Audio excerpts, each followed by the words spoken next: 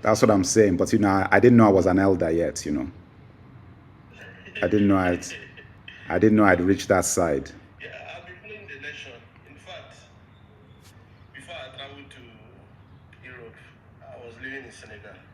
Oh, you were living in Senegal. Where are you now? You're in UK. You saw my video that UK is the second most depressing country in the world. You saw my video? Yes. Do you agree?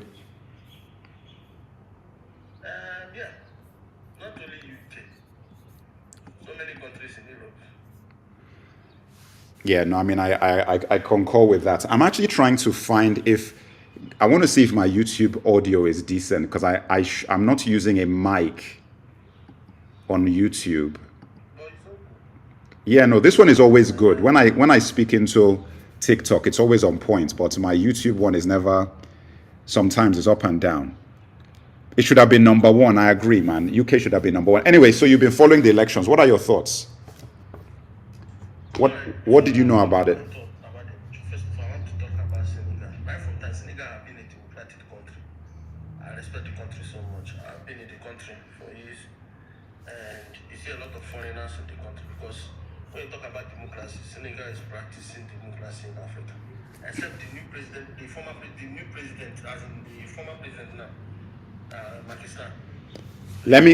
I want people to hear what you're saying. I'm going to go and get some mics so people can hear what you're saying. Give me a second. Let me get some microphones.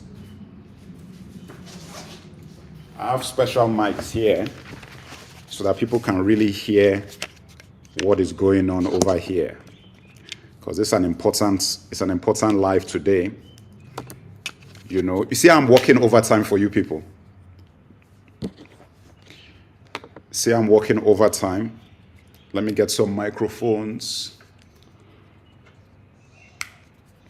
sorted out for us. Okay. So people can hear what is going on. Give me a second. Let me put this. In fact, let me clip this here.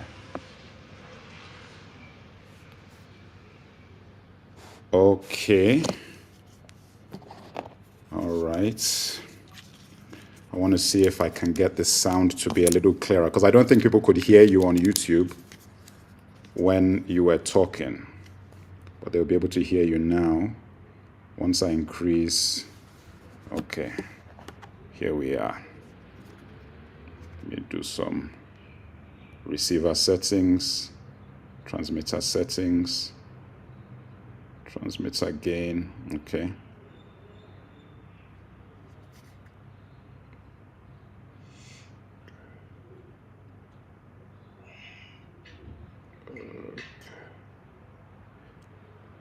Uh-oh. So guys, you're going to tell me if the sound is good for us. I am just doing a bit of work here with. Okay. Okay. That's one. I'm going to do the second one. Right now, I'm just getting the volume right. Okay.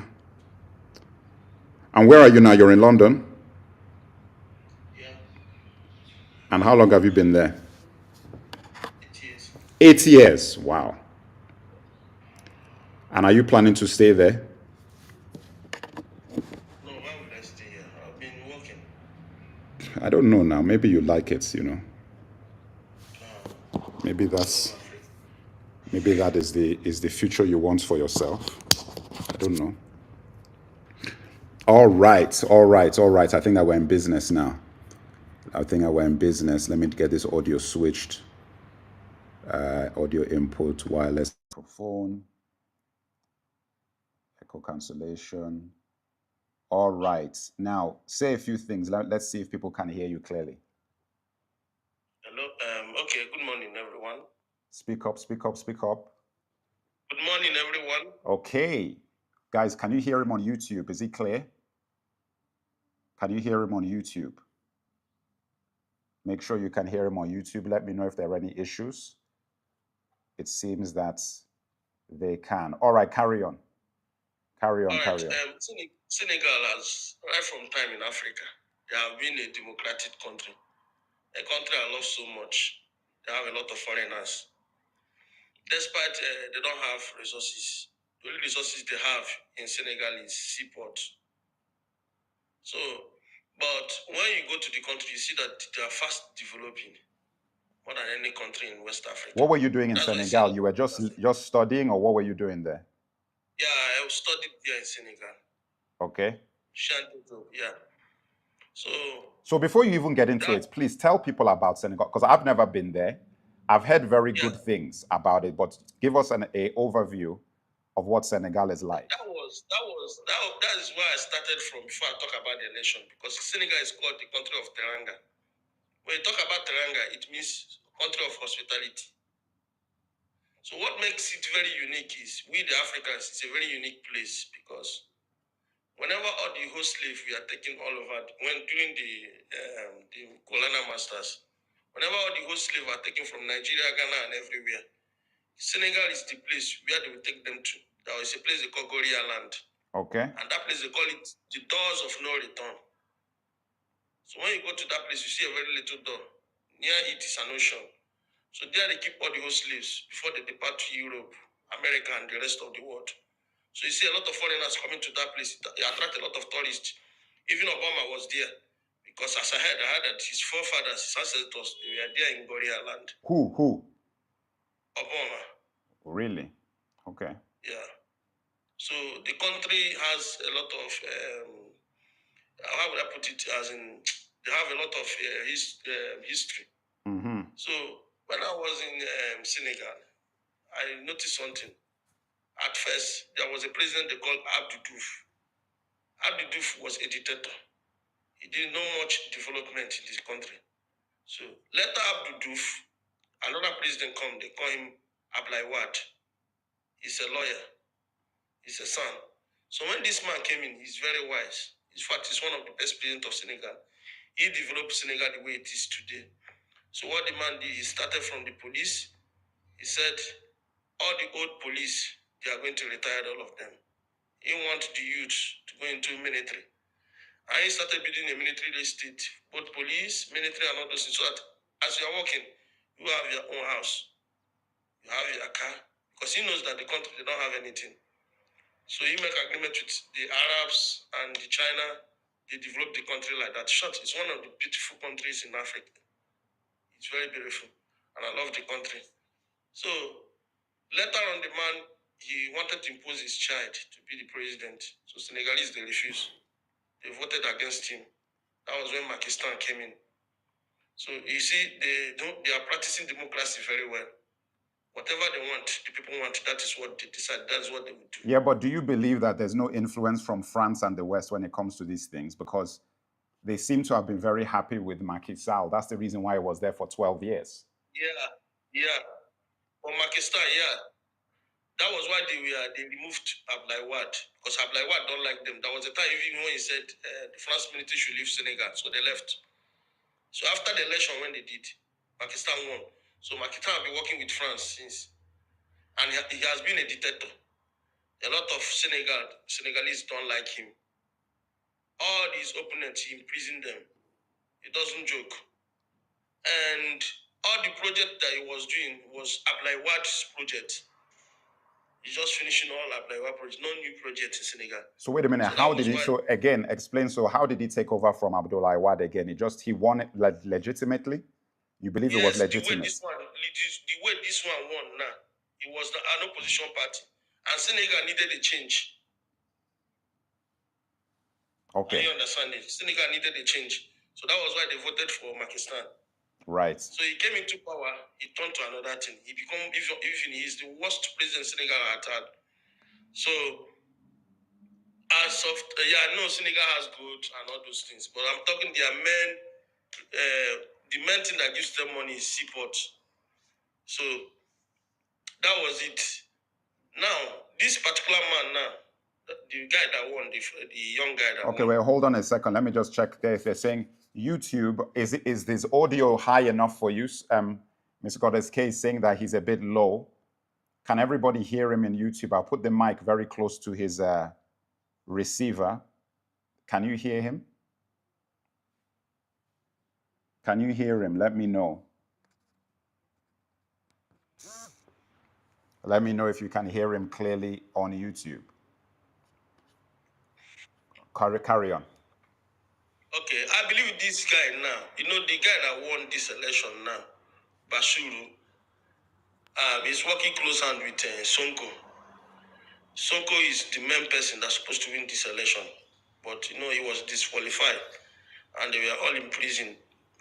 Macky Sall imprisoned them. But Macky Sall know that they are the main opposition. Every Senegalese like them, like Right. Sonko. Right. Well, so this is from what I understand, and I just want to explain to people exactly what is going on from my understanding of the situation. That the thing about Sonko, right? There were charges that were brought against him where they said he was spreading fake news, fake information, and so on and so forth, and that he was illegitimate. Wasn't it some defamation trial that they brought up that disqualified him? Wasn't it something like that? That there was some defamation trial that he had that they used to. All those things are set up. No, I know, but isn't that the excuse that they gave? That's what they said, right? Yeah. Okay, so then they disqualified this guy. And the thing about Sonko, which people need to know, is that he is very anti-West. He's very anti-France, very anti-West. And what he was really looking to do was to start deteriorating and removing the ties that Senegal had with the West. That was really what Sonko wanted. And he's a young guy as well. I don't know how old he is. Maybe he's like 50, 40 something. I don't know what age he is, but he's young as well. And that was the main guy that Sall did not want to have to go up against. So the funny thing, and this is what I'm going to talk about if I do a video on this, is that I feel that Bassirou Diomaye Faye is a proxy for Sonko. I feel like Sonko backed him because he knew he couldn't get into office. And he backed somebody that he knew that he has influence with to do what he would have done if he was president. So realistically, who you've elected now is not Faye. You've elected Sonko. Yeah. That's what I feel has happened. And you have to remember that Faye was a tax collector. Nobody knew who this guy was a year ago. They then put him in prison. He then got out of prison a few weeks ago, ran a campaign and won. I think even the people voting knew that they were really voting for Sonko, not him. Yeah. That's what that is how I view it. And for me, it's strategic. I think it's tactical, and I think it is good tactics. I think that this is the way that you play the game of the democratic game if you're not going to have a coup. For me, what I don't like about the situation is the fact that guys are now trying to play out Ibrahim Traore as if he's illegitimate. Because when I listen to all the news reports and everything, they're saying the youngest elected president. This guy is 10 years older than Traore. Traore is 10 years younger than Faye. Faye is young. Traore is like a little baby, like he's 35 years old. They don't want to give this guy his props because of the rhetoric that he has. And they're trying to now say that Faye is the guy. And I know why they're doing it. And that's why I'm going to do a video on it. I know exactly why they're doing it. And they're doing it because a democratically elected president, there is more potential for France and England and America to talk to him and do deals with him than there is with a guy who came in with a coup. A guy who comes in with a coup doesn't have to listen to anybody. A guy that came in democratically, he is now in a position where, then there's the French embassy. And again, this is why I'm saying that people need to calm down when they think that this is a replica of Traore. I do not view it that way. Yes, he's saying all the right things, but I still feel like he's going to operate on a diplomatic tip as opposed to this is how it's going to be. When you look at Tiani, Traore, Goita, and all of those guys, they are operating on this is how it's going to be. This is what we're going to do. We're going to make this deal, do this, do this, do this. With guys like this, he's not going to do that because he's democratic. You see what I'm saying? which is why I think that I need to make a video about this for the community that I have, is that I see the way that a lot of people are looking at it in this community of what we do in terms of African awareness and African education. And I don't believe that anybody that I've listened, talked to about this is saying what I'm saying. That guys, you need to take a step back and be cautious, because this is not the same as what those guys did who did the coups. It's not the same. And in fact, the mere fact that Sonko was put in jail and he couldn't run, he should be the president. That's who should have been president. The fact that he had to go this roundabout way to now find a guy that he's going to be his shadow president, his sort of dude that is basically operating on his behalf, already compromises the mission, in my humble opinion. But I listen to what everybody has to say. That is what I think. But go ahead. What are your thoughts? Okay, bro. What I understand is Pakistan is very smart. So what he did was he tried to negotiate with all opposition, because these are guys that believe that money can do anything for them in Africa. So he tried to negotiate. That was why he delayed the election. And they tried to disqualify Sonko, because they feel that if they disqualify Sonko, there is no way Sonko is going to win the election, or anybody that is going to bring out. So he made negotiation, and after the negotiation, then he accepted that they should do election. Right. But to his surprising, because now where he is, he's shocked. The guy that just came out from prison, Sonko just bring him out, and the guy won election. Because so wait a minute. So what you're saying, what you're saying is that you think that Macky Sall, the incumbent president of Senegal, who put Sonko in prison, didn't think that Faye would win when he brought him out of prison. So now that Faye won, it is a shock to Sall that he managed to win. Yeah. That's what you believe. So then my question would be this. Why didn't Macky Sall just keep him in prison till after the election? Or did he think he couldn't win the election if he was in prison? Well, is this Sonko?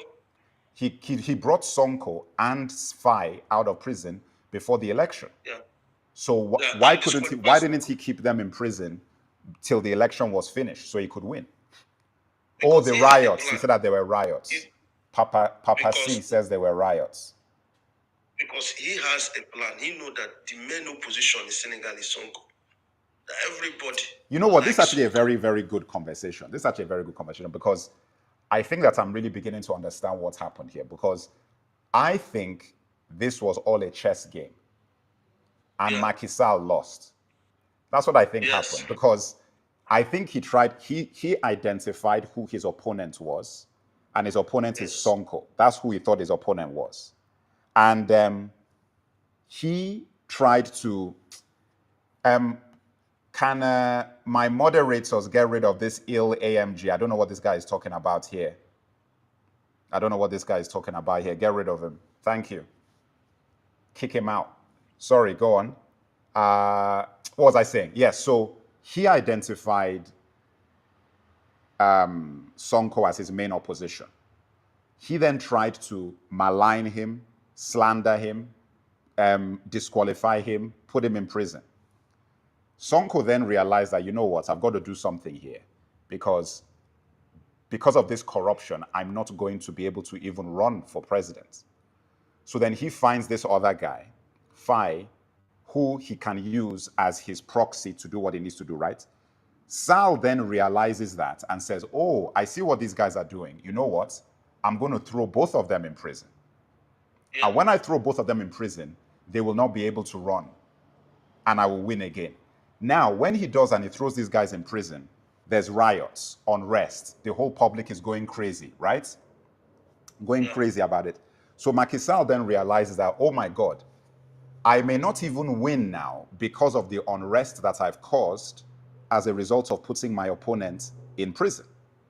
So what am I going to do? I have to remove them from prison to even stand a chance of winning. But if I remove these guys from jail close to the election, what chance could this new guy, have of even beating me? Because Sonko, to begin with, you've already disqualified him because you've gone into his past and you found some charge, this defamation thing, which we can use to just disqualify him based on the law. But the problem, you know that the nickname for Faye, do you know what his nickname is? No, sir. Mr. Clean. Okay. They don't have anything on him. They are looking, they have no debt on this guy. That's why they call him Mr. Clean. Like, what, they don't have anything. And I think that's why Sonko used him, is because this guy has no real history. Like, he's got nothing, no history of corruption. No, he was a tax collector. There's nothing you can find about this guy's past that Sal could use to disqualify him from running for president. So I think Sal was just saying that, well, I can't disqualify that guy, but this guy is definitely not going to beat me because he's a nobody. I think he underestimated the level of discontent the Senegalese people had with him, the level of support they had for Sonko, and who he endorsed. Because I think that once Sonko endorsed this guy, he has so much respect. And I didn't even know about this. And all this stuff I'm telling you is research I just did for this conversation. But it all started making sense to me that Sonko realized that, you know what, I need to find somebody. And the people dislike Sal so much that they know that this guy has played me and disqualified me with trumped up charges. Anybody that I put up as my guy is going to win. Yes. What do you think, as I'm correct? You are very correct. If you watch the posters, the election posters, you will see Sonko and the guy. Are you understanding? It's very for me, I will call it the games of the throne. Because everything that Makistar didn't work out for him. And Sonko himself is very intelligent. Are you understanding me? Right. So wherever he's going with that guy. Just that few weeks they have. He was going together with the guy, telling people that this guy is also me. He's representing me. Right. Just for them to remove Makisa. So now, the only thing I may say is Makisa himself is in trouble. Why is he in trouble? Yeah, because a lot of things he did to Sonko. Oh, so you're saying that you're saying that Sonko. All these countries has to beat him up.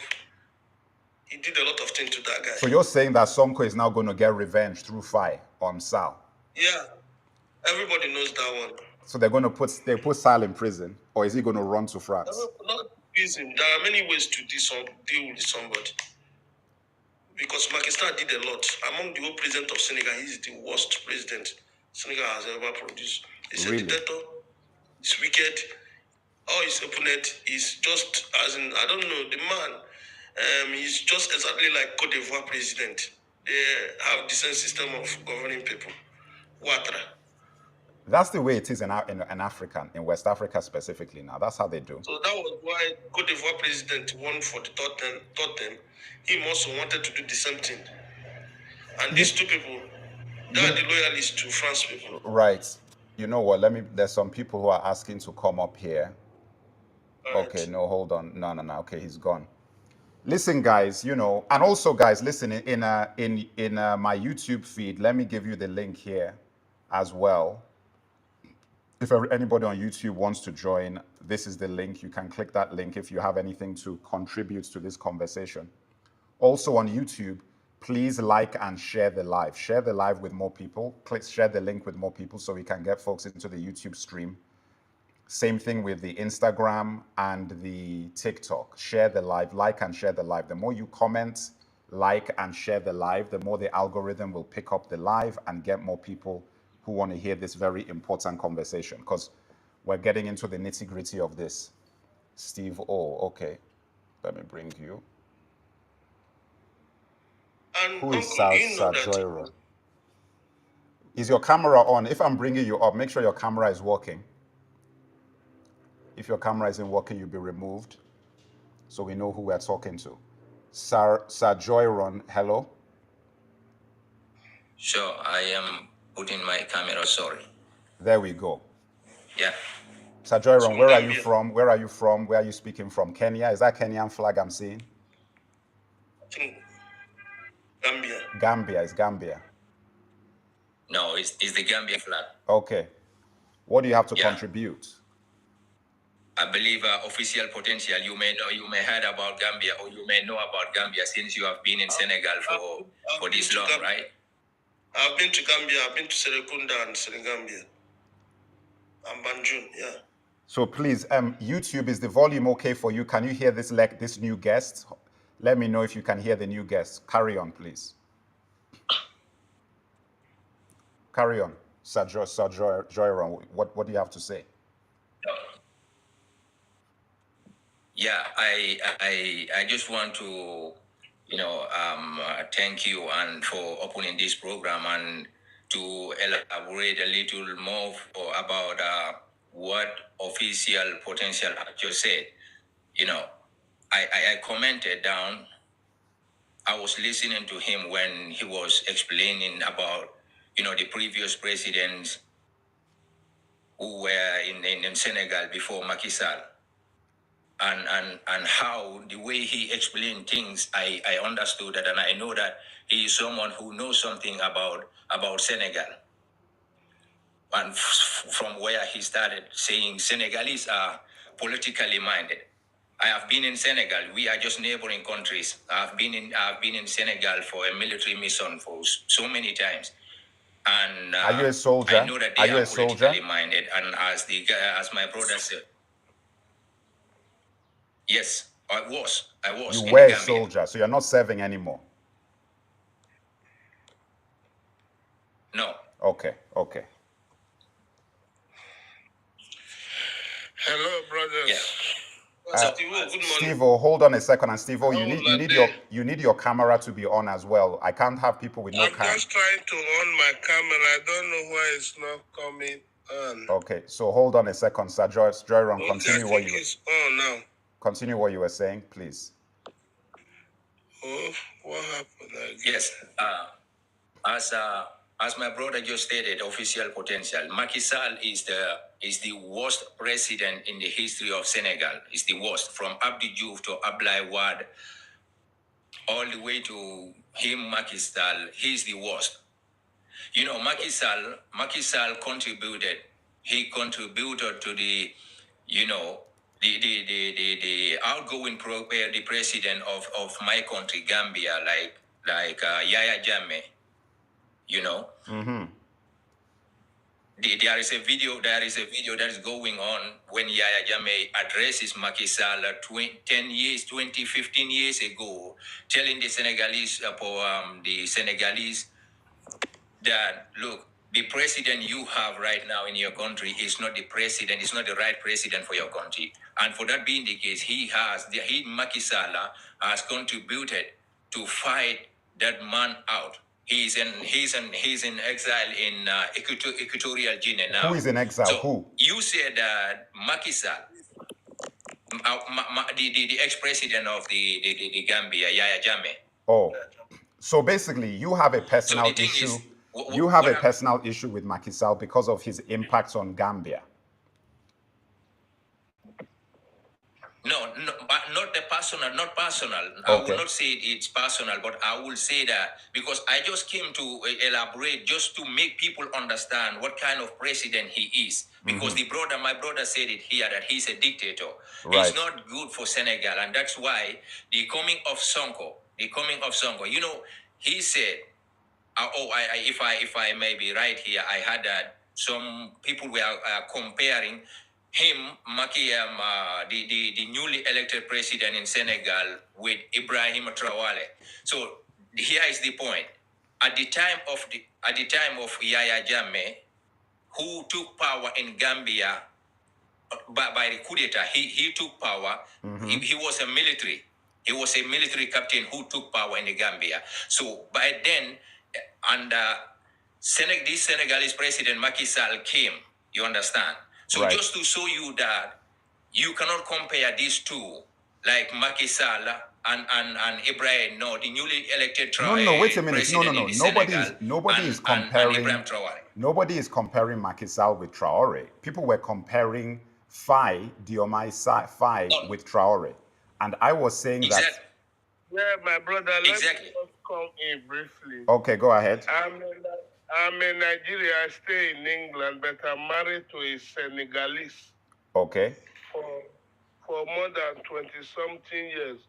I know much about Senegal and Gambia. Okay, so please speak closer to your mic so we can hear clearer. Okay, Okay, carry on. as I was saying, what happened is just like the kind of election they did in Nigeria this past election. Yeah. There is a place they call Kasabas in Senegal. Yeah. These Kasabas, they want their own independence too. Sorry, Steve-O, we can't hear you very clearly. Are you covering your mic or is your mic? We're not be able to hear you too clearly.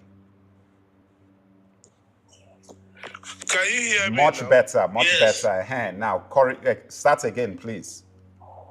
So what happened?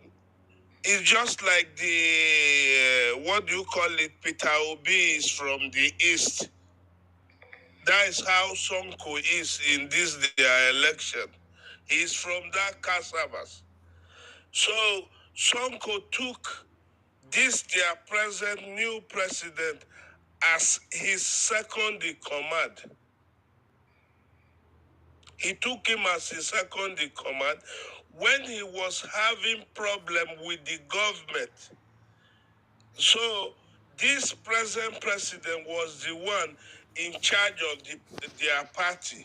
He was the one fighting for Sonko himself and all those things.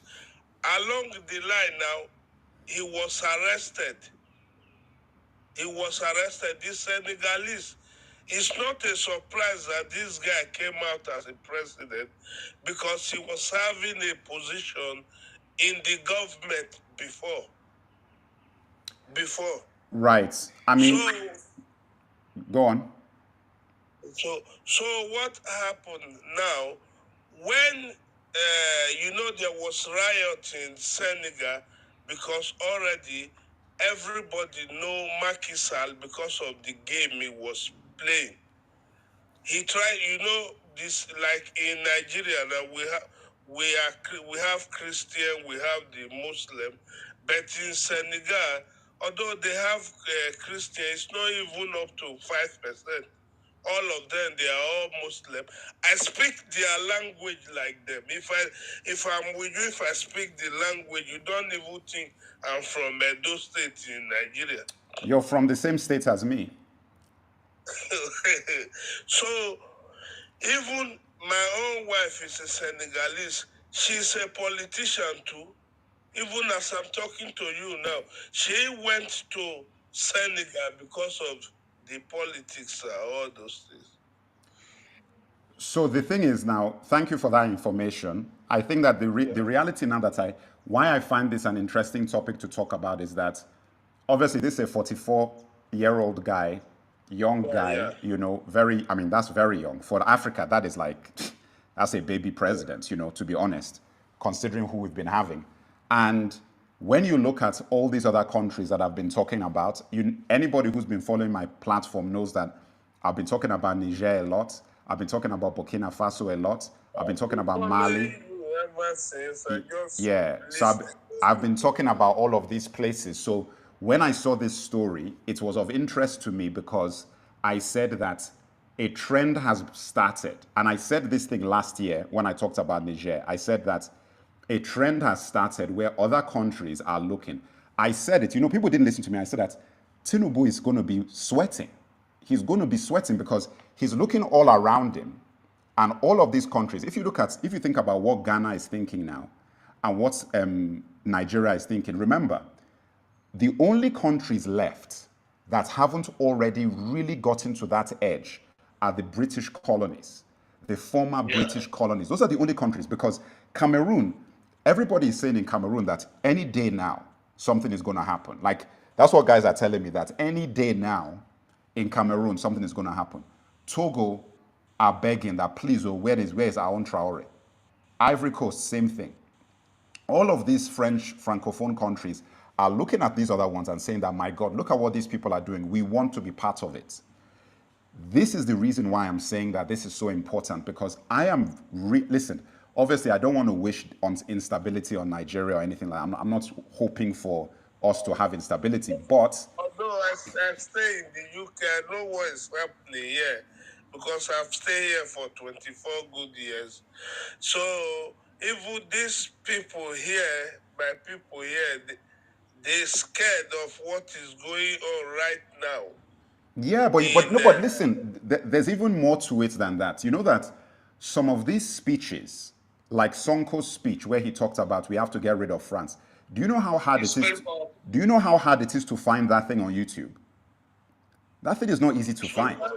You can't get You it. have to They go know on why. TikTok. You have to go on TikTok, and in TikTok, they are deleting it. So people will post it, and then TikTok will remove it. They will repost it. People take it, and I'm like thinking to myself, why would TikTok remove a speech like this? Like, how is it? Is it hate speech? No. Is it abusive? No. Is it racist? No. Is it anti-freedom? No. A man is simply saying that we do not want to deal with these people anymore. And this guy is an official politician who is saying his views. You can talk about not wanting to deal with Putin and Russia. You can talk about not wanting to deal with Assad. You can talk about not wanting to, you can talk about all of those things. We cannot speak about who we don't want to deal with. That is what is very strange to me when I see that, because in preparation for this live, I was looking for a video that I was going to use to make a conversation about this, and I could not find Sonko's clean video of that speech from beginning to end. You're not going to get it I because couldn't even find it. you can't even find any news from here that will talk about what is going on right now in Africa. The only place you can I get my news is either I go to YouTube, I Or go to TikTok. TikTok, I go to Facebook. That is where I get my This news. is, you know what, this is actually a very good moment for me to say this to everybody, is that what he's saying is very important, and that is why I started a newsletter, and that is why I started my platform. And I've been doing my platform. Everybody needs to be signed up to my newsletter, the Alkebulan newsletter. You click the You link. see that I'm your friend in TikTok. I always listen to you because I want to know much about Africa. I've been in this country for 24 good years. I'm pursuing my retirement now. I want to Oh, get out of see the you. Western world. I want to go back Right. home. Okay, let me just give official potential. What do you want to say? I want to comment on something I just saw, but go ahead before I forget that. Go ahead. Uncle, like what Uncle Steve is saying about is very clear. It's just like what happened in Nigeria. You see, this guy, they call Sonko, he's coming from the minority. That's the Casamas people. And these Casamas people, they are the Christians. That's the Singeshos and Casamas, all those areas. So what I'm trying to say, things are changing now in Africa in a good narrative that I don't know. But the question I want to ask is, people are getting rid of France. Why is Nigeria wanted to do business with such people? Wait, so that's where I was going. That's why somebody made a comment here. Let me go to the comment that somebody made about Nigeria and Britain. Osama bin. You need to change your name, Osama. Oh. You have to change that It's his name. name now. Okay, so at Transformer, It's his name he now. says English countries are free compared to French countries. Only bad leaders we have. That is absolute nonsense. That is That is absolute gospel. nonsense. Let me explain something Yes. to you. The difference is that the British tactics of colonization was much more intelligent and much more efficient than the French. The French were much worse than the British when it came to colonialism, much worse. So were the Belgians. When you look at All the way that the this British that is colonized happening, my Africa, brother. they didn't operate with the same kind of like the French are far more disrespectful than the British are when it comes to colonialism. Like the French literally just brazenly, we're going to steal your stuff in front of your face. There's nothing you can do about it. You're going to use our money. We're going to subjugate you. We're going to take your gold. We're going to do, and they will just do it in your face. The British do not operate that way. The point I'm trying to make to you is that if you have if you think for a second that the United Kingdom doesn't have direct influence on the governments of every single one of their former colonies, you're crazy. If you think that the British That's what government I was just doesn't going have to tell direct you. That influence, when all these things are happening now, Do you know they've sent messages, sent some of their soldiers, this their army something, to Nigerians already? No, of course To they have. invest. No, of course they My have. question is, these people, what they want from Africa? That is the Wait a question. minute. And you How is that still one is a asking what question? they want when they take Wait a your minute. resources. You They are want asking what they resources. want.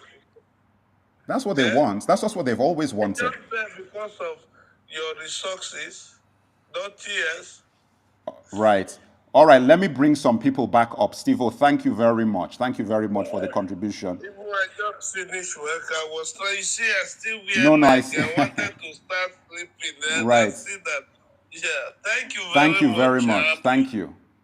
Yeah, bye bye. Okay. Let me bring somebody else here who's waiting. Make sure your camera is on, Transformer. Hello? Transformer? Yes. Where's your Let me camera? on my. Let me on it.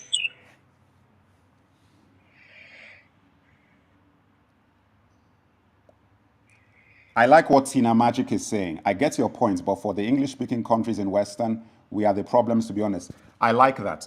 I actually really believe that. I believe the thing holding Africa, West Africa back is us.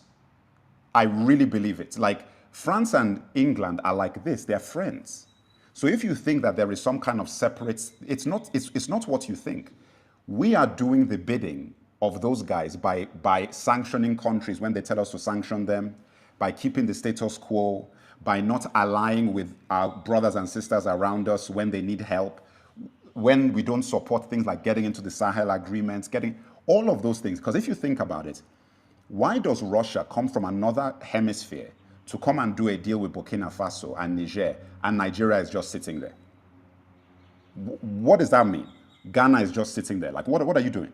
Why are you not actively trying to do these sorts of deals and negotiations with African countries that are nice, right next to you? That would be the question that I would ask, which is the reason why I feel that we are definitely complicit in keeping things the way they are. I believe that it is the English colonies like South Africa, Nigeria, Ghana, all of Kenya, Uganda, these are the countries that are causing the most problems when it comes to unifying the entire African community. We're the ones causing it. Because when you think about it, since when have we been Pan-African? We're not. None of those countries I named has a history of, except South Africa, to be honest. They do, depending on how you look at it. But most of us do not have this history of really fighting to be like, we don't want to have anything to do with the West at all. Let us figure out what we're going to. We don't have that. Think about the history of Nigeria. We are Nigerian. You're Nigerian, right? What president has Nigeria had that his mandate was to sever ties with British government? Name one. Don't worry, I will help you. I will help you. We've not had it. No, there is no Nigerian president that has ever sat on that chair that when he came in, he said one of his main things is to reduce the amount of dependence and business that we have to do with the UK. Sure. We've never had that. Do you know that the Francophone countries, they have a history of that behavior? From when they even first got independence. When you're looking at guys like Secutorio, Silvio Olympio, all of these sort of guys, the history, Sankara, the history they have is they've constantly tried to have their own currency, constantly tried to separate themselves, and they will just get assassinated, sabotaged, so on. This guy is saying that Abacha tried. Did Abacha try? No.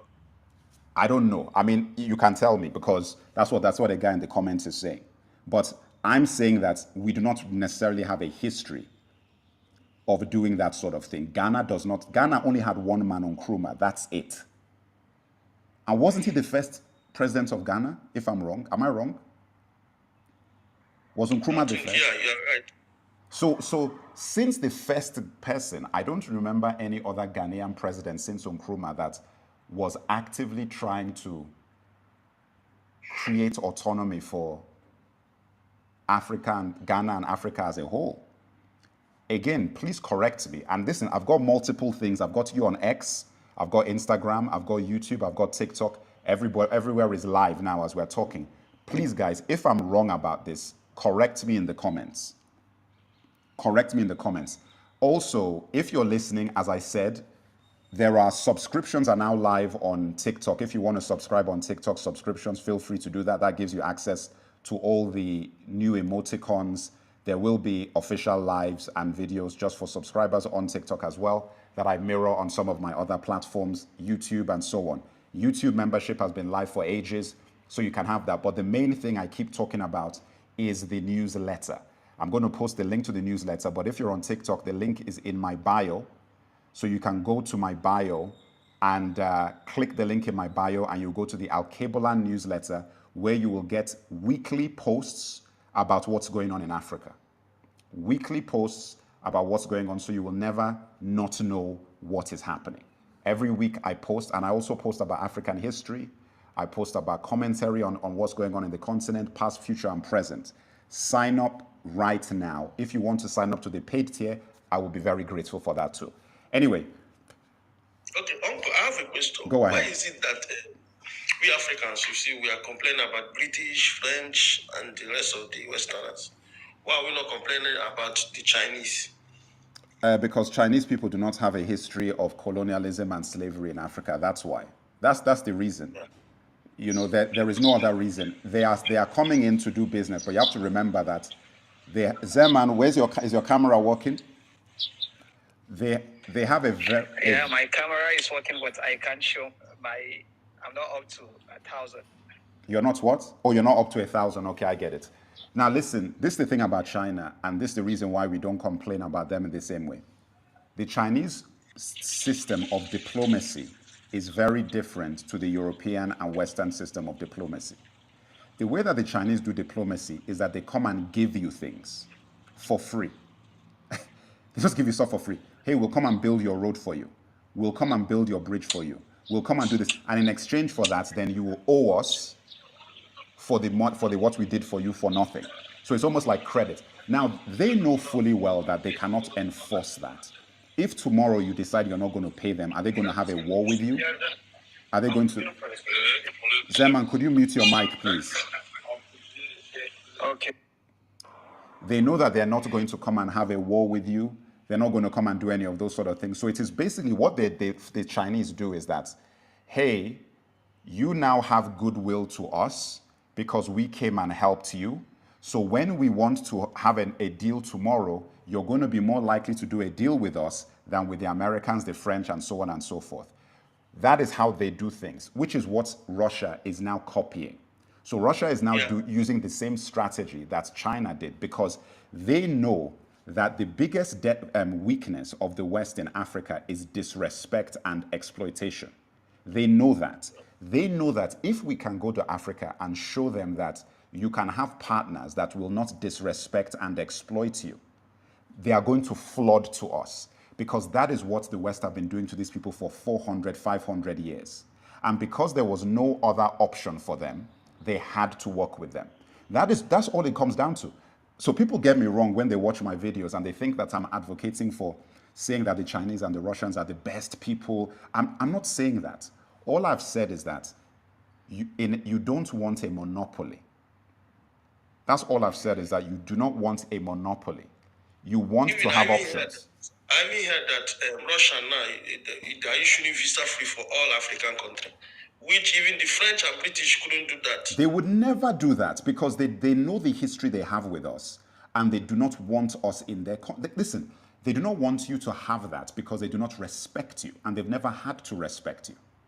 Russia is... Listen, that Vladimir Putin guy is so smart. That guy is so smart. This is showing his spy background, because you know he was in the intelligence before he became president. He was in intelligence in Russia. This is showing that acumen he has, that this is all about making people feel respected, because he saw the weakness that the West has with Africa. He said, these people treat these guys like children. They treat them so disrespectfully that if I can come in there and say, hey guys, I will shake your hand and look you in the eye. And when I say I'm going to do something for you, I'm going to actually do it. Automatically, you've won. That is the reason why, do you know that all France has, and all England has, and all America has to say to us is, these people are dangerous. That's all they Yeah. can say. They've got nothing else to say. All they say, oh, be very wary. You see what they're going to come and get. And I'm like, my response to that is that you're telling us what they might do. How about what you are doing and what you have done? That is a better conversation I want to have with the USA, UK, and France, is that, and Germany. Let's talk about what you are doing and what you have done. Yeah. I don't want to talk about what somebody may or may not do in the future. They do not want to have that conversation. If you look at the comments section of my videos, even the comment section of this video that you're seeing here, you're going to see that these people keep just finding their way into my comments to come and warn us. And what I always ask them is that, since when did you care about us? When did you suddenly care about us? I'm seeing white American guys coming on my platform to warn us and say, yeah, guys, I'm just here to it's for your sake, for my sake. For which sake? For what? Like when did you start caring about Africa? No, but that is what I always ask these guys. It's like, listen, let me tell you this. I do not listen to anybody from outside the community that only talks to us when they want us to do something.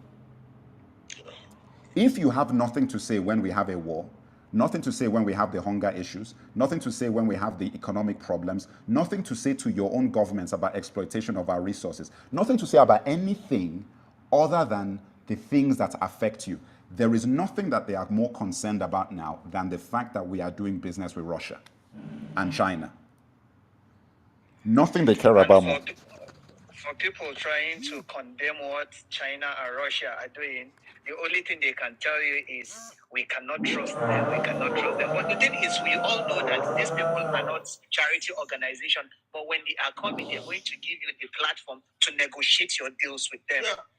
Which the West doesn't do that. When they are giving you, they are putting conditions on you.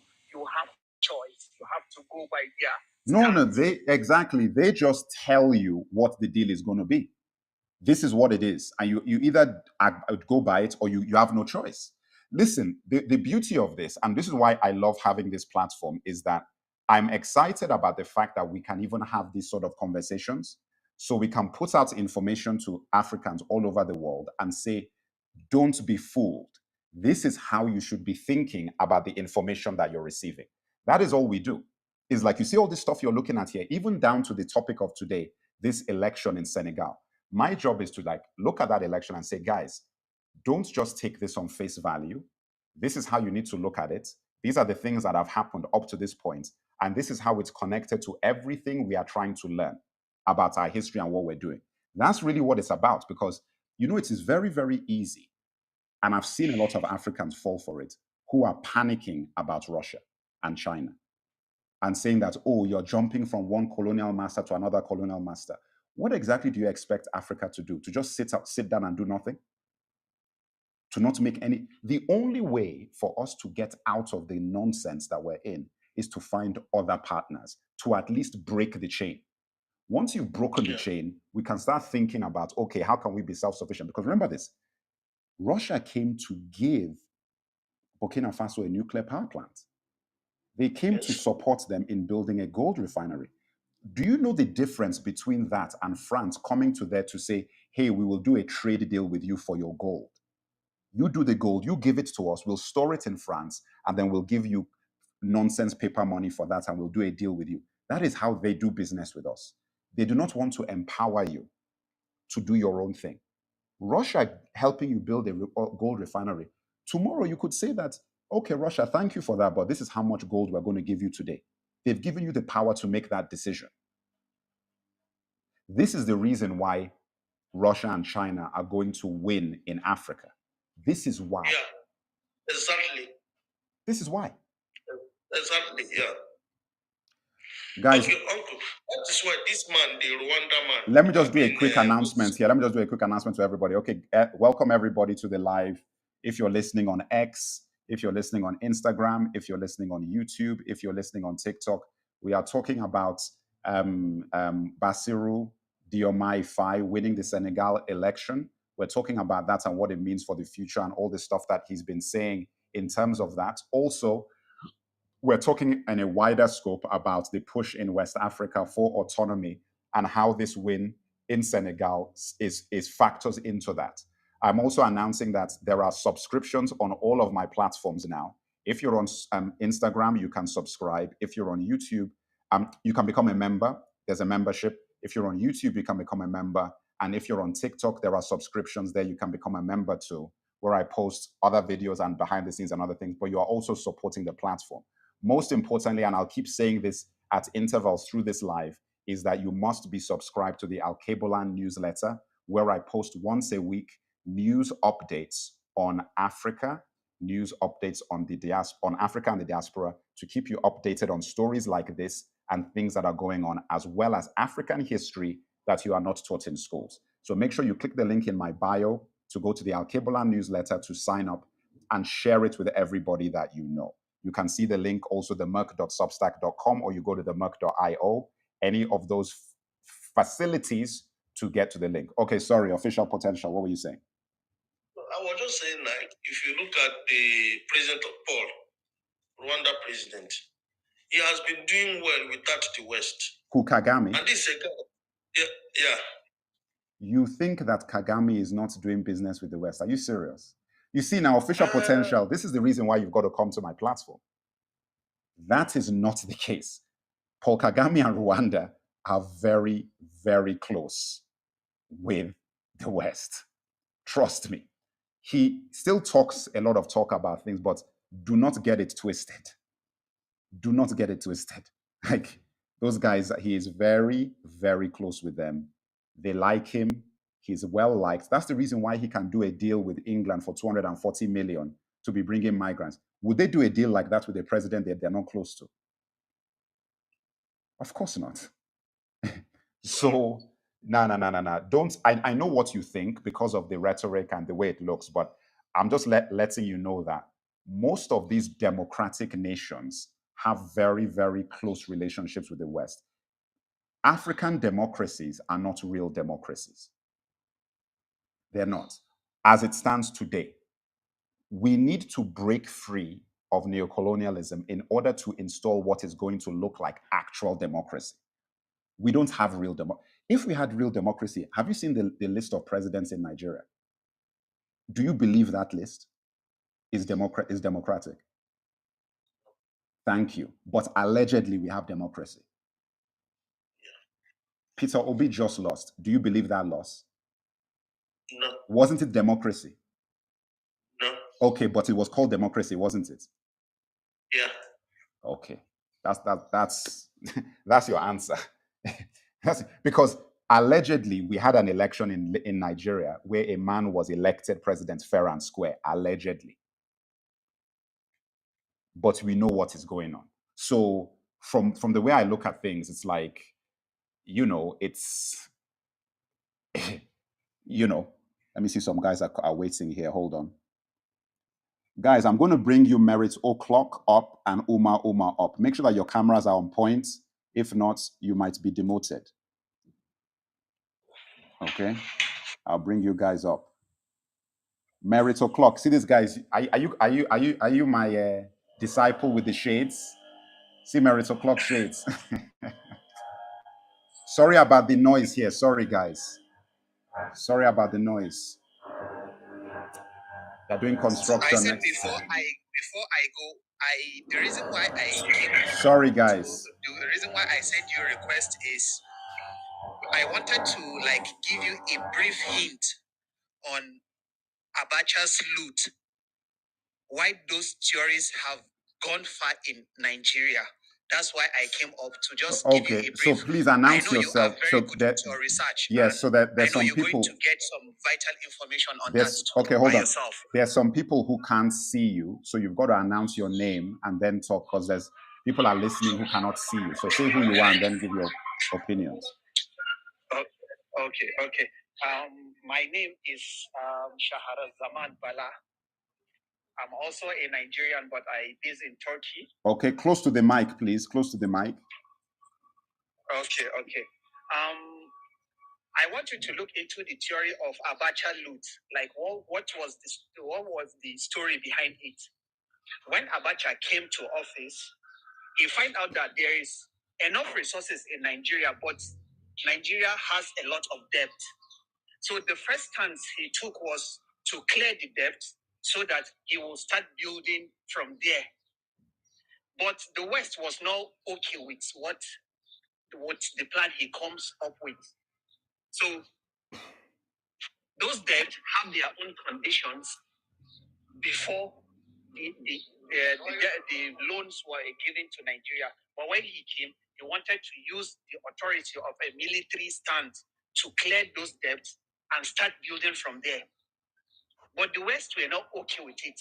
So they started manipulating the games of the politics in Africa, let's say precisely Nigeria. So do you have evidence for this, though? Do you have evidence for what you're saying? Actually, I have an evidence, but this evidence now, like the way the story is going in Nigeria, nobody is trying to listen to the part of Abacha's side of the story because the West has control over the information that we shared within Africa. Now that Al Mustafa is out, Al Mustafa is asking anybody that can come forward and prove that there is a loot of Abacha outside Nigeria, that those funds outside Nigeria are there because Abacha wants to save them in those foreign accounts. Okay. All right. Look, I don't want to go too far off topic here. I understand. I hear what you're saying. I understand. But I don't want to go too far because people will come there expecting Senegal and this conversation, and we're kind of far. But I hear what you're saying. I hear what you're saying. And to be honest, with these sort of conversations, it is better when there is some, because everybody's got an opinion, I haven't heard of what you're saying. I haven't seen that evidence, so I can't speak to it. But all I can say is that the question you've got to ask yourself is, with any of the Nigerian presidents we've had, is that have we ever had somebody like, seal. Okay. Merit O'Clock, go ahead. Oh, thank you very much for giving me the opportunity. I have been following you quite a while. Honestly, you are giving us a new face of the new political trend that I call the populism. Mm-hmm. I think that's actually the new political trend going on across the globe that is challenging the globalists and yes, you made mention of Russia and China and somebody I forgot who exactly, one of the one guy that spoke earlier. I think he has gone also. Mm-hmm. Or is he the one that beside you? I think he just trying to. Oh, is it you? Okay, thanks. Now, I want to let you know that the difference between China, Russia, and the West is that their economic models are not the same. Okay. Their economic models are not the same. They believe in bilateral agreement. The West does not understand what bilateral agreement is. They believe in unilateral agreement. They come to you, impose their will on you. That's what I was saying. That's exactly what. They dare you to do anything, and they will remove you. That's exactly what I was saying. That's what They are not the same. Yes. For the past 20 years, can you mention any single economic and developmental infrastructural project carried out by the West in Africa? Can you mention one? No. Thank you. But France, but Russia and China, they come to you, they develop you arms I am so surprised this morning to notice that It's crazy. Russia. No, but you know what? You know what? I like what you said. That is a very, very good point that you made. You know that let me just put it to everybody and give everybody repackage what you said. That's a very good point. I'm a middle-aged man, so I'm very old. For people who know, I look young, but I'm old. So I've been around for a while. And in my lifetime, when I think about Nigeria, you know that all these companies from Julius Berger, Mobil, Shell, Unilever, listen, the list is endless of all the multinational companies from England, France, Germany, USA, and everything in Nigeria. Most of the infrastructure that the West built in Nigeria were built during colonialism. They stopped developing and doing those sort of deals when they gave us quote unquote independence. And the only deals that we've been getting in Africa since then from the West have been trade deals that are completely in their favor for resources, for oil, for gold, for cobalt, for platinum, whatever. They're not doing deals like Meritoclock was saying, whereby like, hey, the deal is that we're going to come and build all of your roads in Edo State. We're going to come and build hospitals for you. We're going to come and build, and then in exchange, you give us. They're not doing those sort of deals. We're going to start training your farmers. We're going to start training, and in exchange, they're not doing those sort of deals. That is exactly what the Chinese do. Those are the kinds of offers they give you. Is that, hey, what do you need? We're going to come and build that for you. And in exchange, you're going to give us favorable. Same thing with Russia. So when you think about it, it's like, hang on a second. What exactly have you been doing with the West for the last 60 years? When you really think about it, it's like, these guys are coming. You said that China are actually building things in your country. They're actually making things for you that you can use. Like things that will get your truck safely from point A to point B instead of going through potholes and having accidents. Building wells, that is what these guys are doing. Yet you have Africans and Nigerians on comments saying that, oh, they are trying to own your. I'm like, yes, we get it. But isn't this a better partner to have than those guys who are doing nothing for you? Go on. Sorry, Okay, let me no give it back to problem. let me just give it back to Meritoclock because I interrupted him. But please go ahead, and then I have to go around to Omar. Then we'll come back to you. Sorry, Merit, carry on. Okay, thank you. So I was surprised to notice recently that Russia is building a research center in Burkina Faso, Oh yes, yes. scientific research center, and surprisingly, China is building one now in Niger Republic. Can you imagine? It's unbelievable. Listen, guys are not paying attention to what is going on. Listen, all these guys they are sweating bullets because Russia and China are playing a chess game of the highest level. And people like Captain Traore know what the game is. That's the reason why I always listen. I told people, I said that when you look at Captain Traore's pictures and you look at Vladimir Putin's pictures, why are they always smiling? Have you seen pictures of these guys frowning too much? Not a lot of pictures. The Chinese president is always smiling because they know what is going on. These guys are doing the kinds of deals that for the future are going to benefit both groups. You see, the Chinese man is thinking that, hey, I have no need to dominate and control the lives of Africans if I can do a deal with them where they are going to be providing resources for the salvation of my people in China.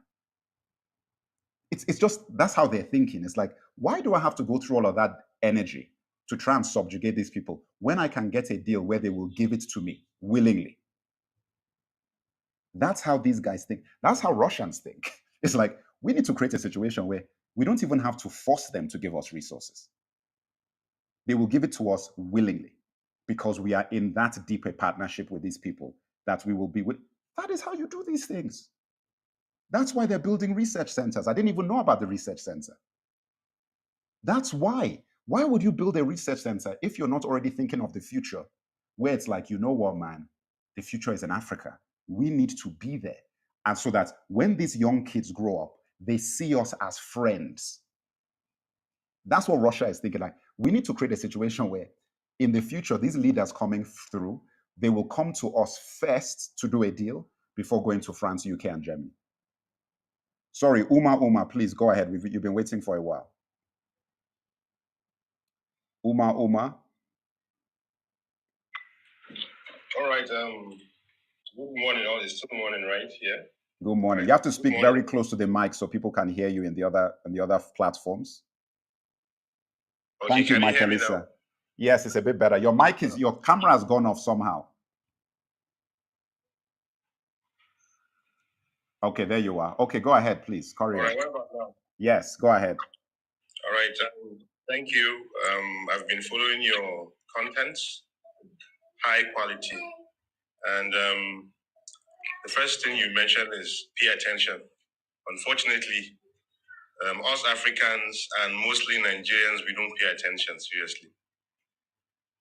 We don't pay attention to what transpired before, our history. Right. We don't pay attention to what is happening now. And most importantly, we don't even pay attention to what we want, which will lead us to the future terms. Right. If you look at time, mostly it's divided. Some people say there's no time, but you can divide time into three. What happened before, what is happening now, and what will happen tomorrow. Looking at Africa and where we come from, how we're being divided now politically. You know, it was orchestrated 1884, 1885 at Berlin Conference. Yes. So you look at the major players there.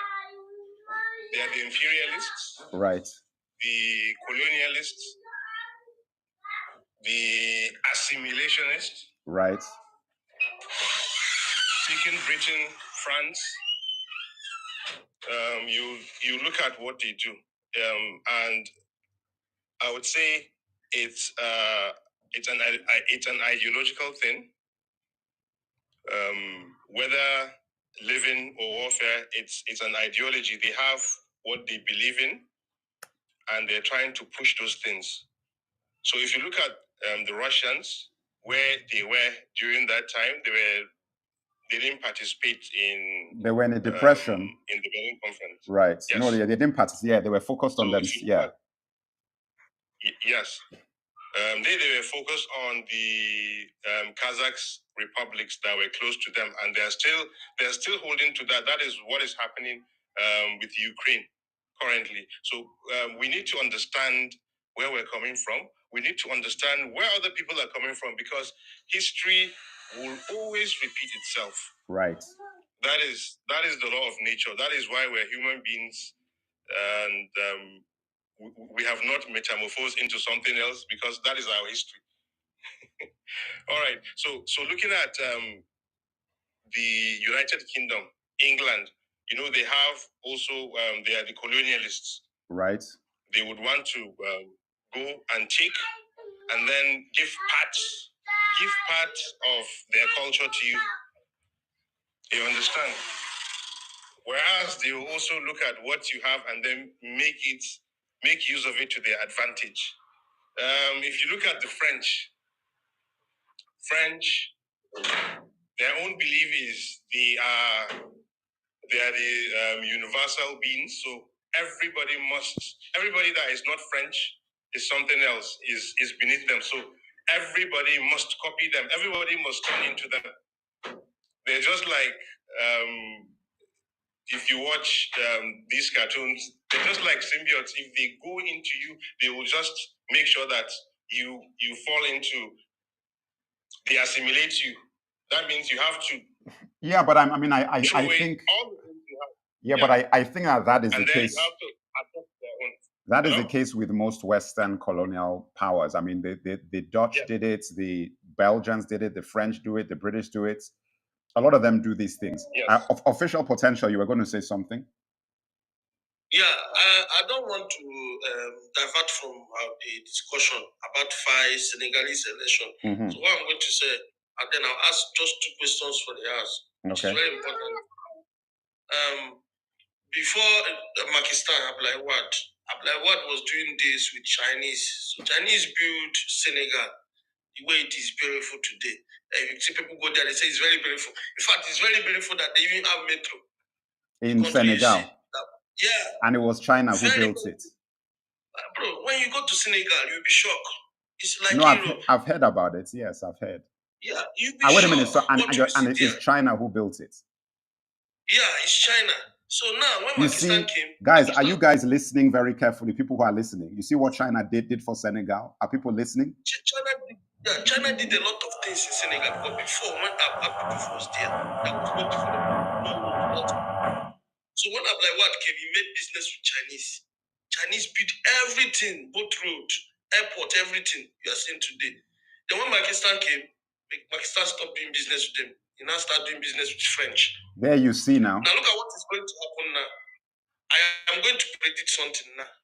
Everybody should pay attention. This guy that will win election, for French, their own is finished in West Africa. Because Senegal is their last hope, Senegal and Cote d'Ivoire. Gabon as well, Gabon. Gabon, I mean, don't say Gabon because when the French came to Africa, their capital, the first capital, was in St. Louis, in Senegal. No, I know, but I'm just thinking about resources because Senegal doesn't have resources. Gabon does. Gabon has a lot. But it's a stronghold. It's a stronghold for French people. Yes, it's a stronghold, but they can't do without Senegalese. Right. Yeah. Because most of them, even they have military camp there, military base in Senegal. So now this guy is letting them know that their time is up. Are you understanding me? Right. People's time is up, and they know. So what my question now is, I wanted to ask a very powerful question. Merit o'clock or call me Merit. My name is Merit. Okay. I wanted to ask a question. My question is, if French countries they don't want to do anything with the French, why is it that our own leader want to do business with French? Why? Okay, thank you. Let me start by saying, first of all, in Nigeria, we have never had the last democracy we had was the First Republic. First Republic. That's what I've been saying. And, yes. I'll come back to your question, but let me get a preamble to the answer. In the First Republic, whereby the Nigerians, in as much as it's a bit arguable, but Nigerians elected their leaders. Every region thrived according to their pace, and it was excellent. They did good jobs. There are so much economic and infrastructural development. So we thrived. But when they discovered that, wow, this is going to be a challenge to them, they brought the boys that came to disrupt the whole process and cause all the confusion we are facing today. And that's where we ended up today. Now, back to your question. The last election, with all due respect to whoever that won it, now, they called him, they told him, hey, oh boy, look, you've got cases here and there. Yes, we will look away. We will put you there, but don't challenge our interest in your country. Who are we talking about now? Who are you talking about now? The present leader. Oh, of us? Yes. Oh. Yes. Just understand it. I don't want to. Oh, no. Yes. Okay. Yes. Yeah. Right. Yeah. Yes. Go ahead. So yes, we understand your predicament. We know you've got cases here and there. So these are actually the leverage they have against him. His hands are tied behind his back. He cannot challenge them. That's why it is today. All the oil, crude oil we have that could generate income and the revenue for our country. No accountability.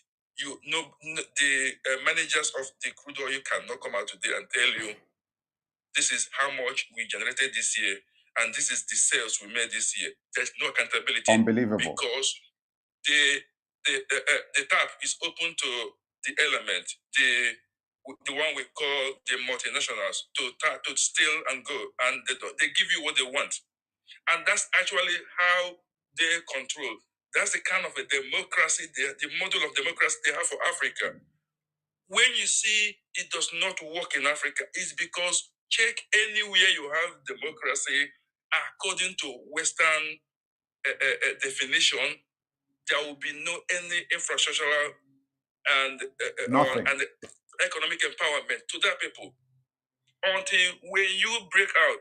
For instance, in 2022, there's this young man in Uganda. I don't know his real name, but we fondly call him Bobby Wine. Yeah. I don't know if you remember him. Yeah. Bobby Wine is a populist. We all made him. We campaigned for him because. Oh, wait a minute. Yes. I know what you're talking about. Yeah. We all campaigned for him because his model of a democracy is a populism, whereby he have direct access to the people, common man in the rural communities. You know what? Hold that thought. I was going to say this, and I don't want to interrupt you too much, but what you're saying is important because I did a video about Biafra where I interviewed one of my followers. And then people in the comments said that I shouldn't interview him. I should interview an expert. And I said, wait a minute. Why can I not interview a regular Igbo man about his community? Why am I going to an expert? The whole problem that we have is that people are not communicating with regular people. Carry on. I like that point. That was my point about trying to do those sort of conversations. Yeah. So go ahead. When you talk, you see, now, and that's actually the problem. The only time our politicians interact with the local people is during election. That's where you see them go to fry akara, to buy popcorn at the bus stop. That's after that. Do you ever see them going out there to eat with the primary school people, you know, in the same plate? Do you ever see them again? So this is actually deception. It's not the grassroots. It's not a populist system of government that is trending now. Just a second, I'm not going to take too long. Now, that guy was trying to get rid of the tradition, the Western model, and the West ordered Museveni, or is it Museveni also? Museveni. They ordered him that this guy must be stopped. They bullied him, did everything to him, and ended up jailing him. And at the end of the day, they rigged him out of the system for no reason. Till today, they have not given any reason why he was jailed and later released. No reason. The same thing wanted to happen in Senegal. Until all of us joined hands, start shouting, we all, in fact, let me use the word, threaten that we all march down to Senegal. And, and when they found out that, what is coming is bigger than what they knew, they all withdrew. That's what brought this young man. And that he can never disappoint because he is a populist. He has always been with the people. He does not want Western model to continue because that model keep us in bondage, in slavery, and there's no meaningful developmental, economic, scientific, or even increase our knowledge in anything. That's the problem, and now it is about to change. The panic in the West is because that chain is broken and is losing, and Nigeria will not be left behind because we are all watching. Well, you know what? I mean, interconnectivity. Maybe you're more optimistic because Nigeria is getting left behind from where I'm sitting. I mean, I know quite a lot, but I don't want to say. Okay, fine, because I'm looking at it and I'm thinking to myself that you see what everybody is doing. Something I knew quite a lot from my profession that I knew quite a lot, but I don't want to say. Right. No, it's fine. It's fine because I mean that is my concern about Nigeria is that I look at what is happening to all of these small countries, and these are small countries. Burkina Faso is a small country. Gabon is a small country. Mali Mali is not a small country, but Mali is not what it used to be historically, So you can't call Mali a superpower of today. So the point I'm making about it is that when you look at a country like Nigeria, and we are so far behind. My video, we laughed about it, everybody laughed about Nigeria being the number 6 happiest country in the world, We laughed about it, but let us talk about it seriously. Let's be serious. That is part of our problem. Part of our problem is that we are willing to accept rubbish and still smile. We will still laugh and still listen. When I saw that list, initially my first reaction was, is a lie. Then I sat down and I thought about it and I said, you know what? Nigeria is a very fun place. Like, everybody is laughing and cracking jokes every day. Like, that is what Nigeria is. People are laughing even as they're suffering in Nigeria. Let's be honest. There is no way you can go and leave Nigeria and you see that, man, that place is depressing. See how people are just frowning. That is not how it is. So part of my feeling is that we've conditioned ourselves to a point where no matter how bad things get, we will make a joke out of it and just keep going. As opposed to getting to the point of this is unacceptable, we have to change what the status quo is. That's what it feels like to me, because there is no reason under the current economic conditions of Nigeria that we should be anywhere near the top 10 happiest countries in the world.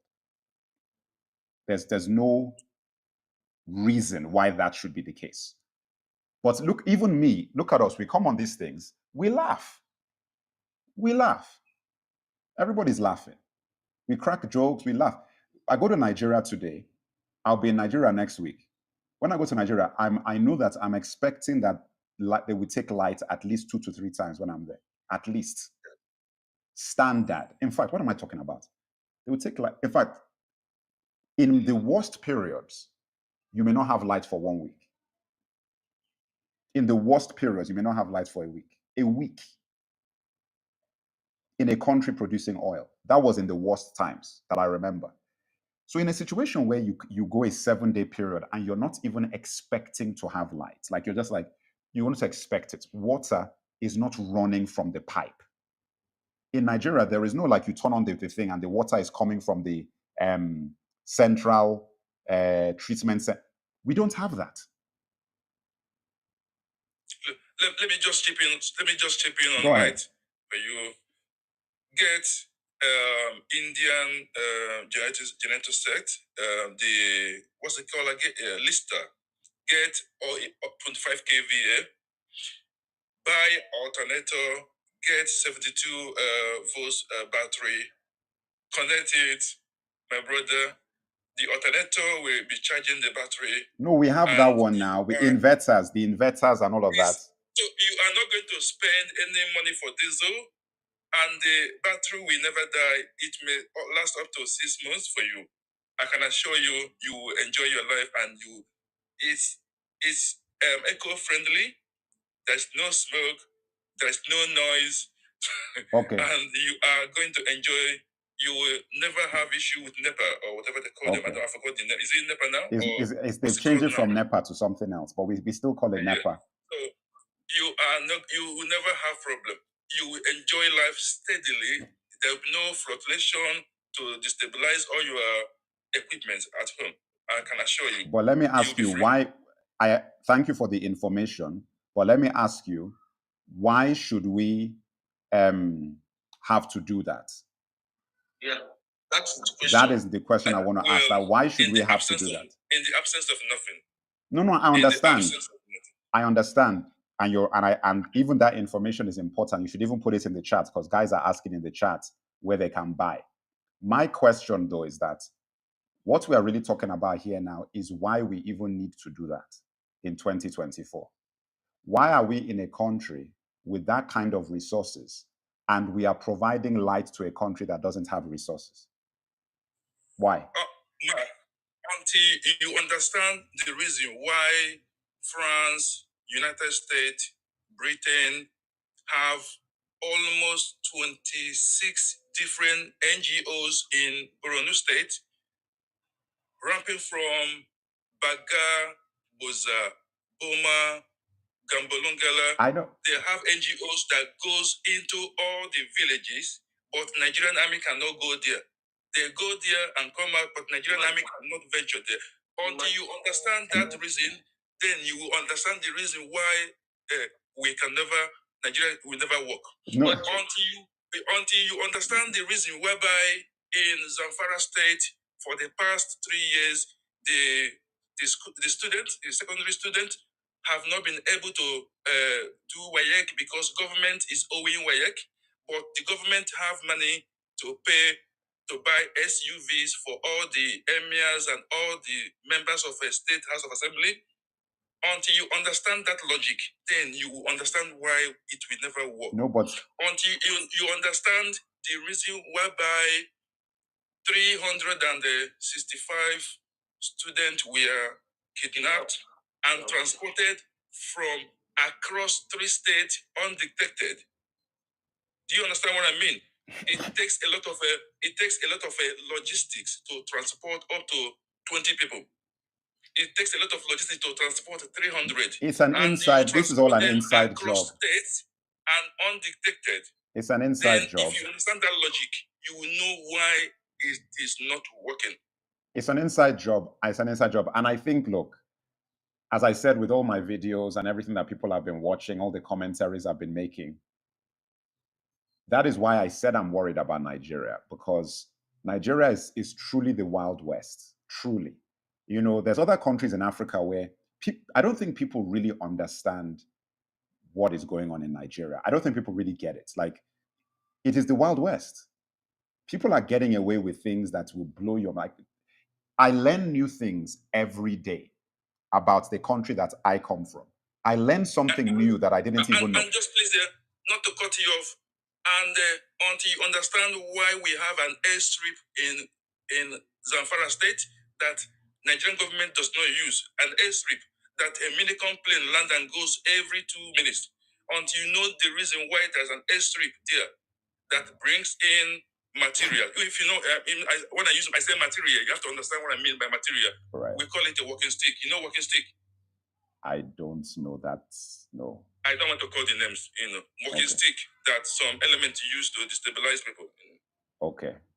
Okay. Oh, okay. Yeah, until you understand why walking sticks are flooding in there day and night, and there is an airstrip there that Nigeria does not use. You are not even allowed to near there. Wait, now let me ask you: you're from the east, right? Yes. You see, that's what I'm saying. But don't ask me for that. I don't want to. I won't ask any more questions. No, I won't ask any more questions. Yeah. But the points I'm making, the reason why I say that is that I was having a conversation yesterday. I think, was it 2 days ago on the live? No, it was yesterday, not even on a live. I was talking to a guy. He's Igbo as well, but he's American. And I was talking to him about how that region of Nigeria has a history of anti-imperialism. They have a history of anti-West that they didn't lose even during colonialism. So all they were doing was waiting for the British to leave because the people from the East never were part of Nigeria in their minds. Like, they were never even part of the colonialism situation in their head. So that this literally the very second that the British left, they were like, all right, goodbye. We were doing this thing because we were forced to do it. And they were trying to leave.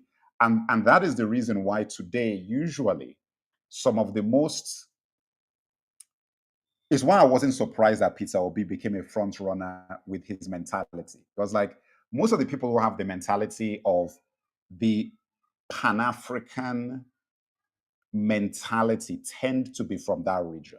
And if they're not from that region, they might be from Delta or Edo State. They might be. But usually they're going to be Igbo, usually, because of that history.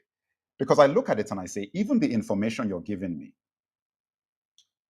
why I believe the West is always going to be afraid in the same on Nigeria is that the day we get a Captain Traore, and I know the day is coming, and that guy starts to uncover the truth about what is going on, it is going to cause a ridiculous revolution. But because it's not easy. No, I'm telling you, It's because not. there are so It's many. not. No, but there's so many things that are going on behind closed doors that nobody knows. That the day you get a guy like that, or a Goita comes in, or a General Tiani comes in, and he's not beholden to anybody, and he truly has that mentality of, I'm done with these guys. And he just starts exposing the truth. This is what's happening in this state. This is what's happening over here. This is what's happening over. It is going to be so shocking to the average Nigerian that the revolution is going to be mind-blowing. That is what I believe is now what people are afraid of, because I believe that the depths of subterfuge and shadow behavior in Nigeria is beyond anything in the whole of the continent. I believe it is beyond anything in the entire Africa, in my opinion. Go ahead. But I think it is not. That is not. It's not going to be easy. Of course not. It won't be easy. Nigeria No, is no, no. corrupt. It won't be easy. No, no. Nigeria is corrupt. The system is corrupt. Are you understanding me? Right. Like what you are saying is that particular country called Nigeria. For it to work out, it will take years. Because a system that is so corrupt. No. Very Listen, no. I see now that one I don't agree with. I agree. Listen, this is how I feel about Nigeria. All it takes is, first of all, we need to get to the point where enough is enough. We haven't reached that point yet. That's the part one. Part two, we need a man like that. It takes one guy. Listen, if there is a Captain Traore somewhere in Nigeria, we do not know where he is yet. Maybe he's only 25 now. Maybe he's 30 years old. He exists. He's somewhere there. One day we are going to, you see what Senegal just have had? They figured out a way to get what's his name, Songo? Is it the one that won or the No, former the other, president? the Songo. Is his name Songo? Sonko said. That is Sonko. the one that was jailed. Yes. You're talking about the one that was jailed. Yes. And Sonko denied. is, yes. And Sonko. denied from Sonko. contesting. So Sonko. let's not Yes. get it confused. Sonko is the president of Senegal today. Okay. Faye is not the president. Sonko is the actual president, because he knew what he had to do to get himself into office was that he could not sit on the chair. He had to get somebody else to sit on that chair. That's what he did. The point I'm making is that he figured out a way to start the revolution through the means he had. We as a country have to figure out our own way to get ourselves up from under what we are under. I do not know what the solution is for Nigeria personally. I'm not trying to say that our solution is going to be the same as Burkina Faso or something, but we need someone who has the mentality that is going to align us with all of these other African nations who are fighting for their liberation. Go ahead. Merit. Yeah. You know that guy was accused of getting himself associated with Russia. Yes, but it's not far from the truth. Yes. Who? Later, the Fire and Co. Okay. Sonko, yeah. Yeah. Songo. Yeah. It was not. That was not lie, because I followed the live media chat of the Fire himself, because he openly said, condemned West, condemned China, America, but refused to condemn Russia. And that's actually where okay, now we got it. They asked him what of Russia. He said, do you have any other thing to ask? She completely. And you said that he didn't condemn China. Yeah. Yes. He condemned China. Yes, he did. Okay. But refused to condemn Russia. So they repeated Russia again. He asked, is there anything else to ask? So he ignored mentioning anything about when was this? Russia. When was this? So there we said, okay, which means the accusation was actually rape. But my question is, why do we have to penalize Russia? Why is their case different? Why is their case different? Why do we have to hate them? Why do we have to allow the West Americans to take their ideology and force them, choke it through our throat for us to condemn Russia? They haven't done anything wrong to us. Right. It's like Julius Malema said as well. Yes. Exactly. So if after all, in South Africa, when we were fighting all the apartheid regime, the likes of what's it called again? I forgot that man's name. The apartheid man, the last one that was brutal. I forgot his name again. Oh man, I know who you're talking about. I forgot. Oh. I think he's late now. So. Man, I know who you're talking about. Yeah. De Klerk? No, De Klerk was not brutal. Who are we talking about? Before him? Yeah, before De Klerk. Yeah. Okay, but the thing is, Russia was at the forefront fighting. Yeah? Botha? No, don't worry. I'll remember the name. Don't worry, I'll remember the name. All but right. My point is, Russia was at the forefront encouraging Africa, supplying them with all their needs, including media. No, 100%. This is why I was telling... There was a media blackout. There was a media blackout against them. So nobody knew what's going on. Right. It was Russia that was on the forefront. I'm not saying that Russia is a saint. No, but they helped a lot because it was a strategic thing. Russia unalived all the black people in Abkhazia. Say that again. The black Abkhazia. Type it. Type black Abkhazia. Type it. What is Abkhazia? What is that? Is a place? Abkhazia is a semi-nation in Russia. Okay. And they were black. And Russia unalived all of them.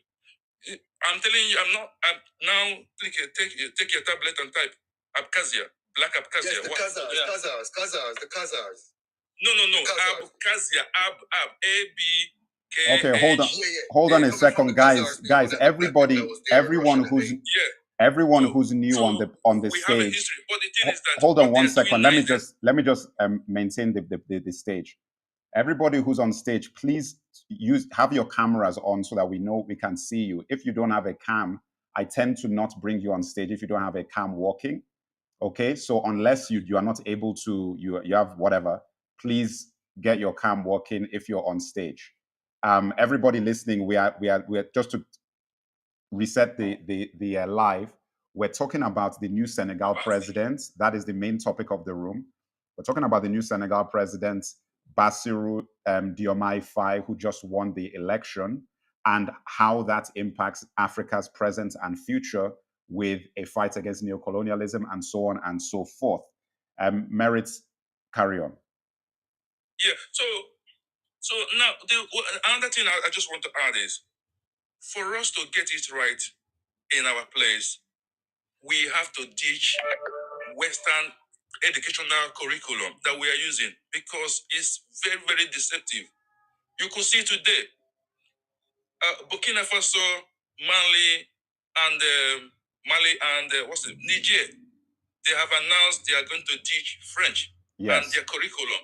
In fact, some of their professors that live in the Western world, they are coming back to help them to design a new educational, curriculum and models that suit their value system, their culture, and their tradition.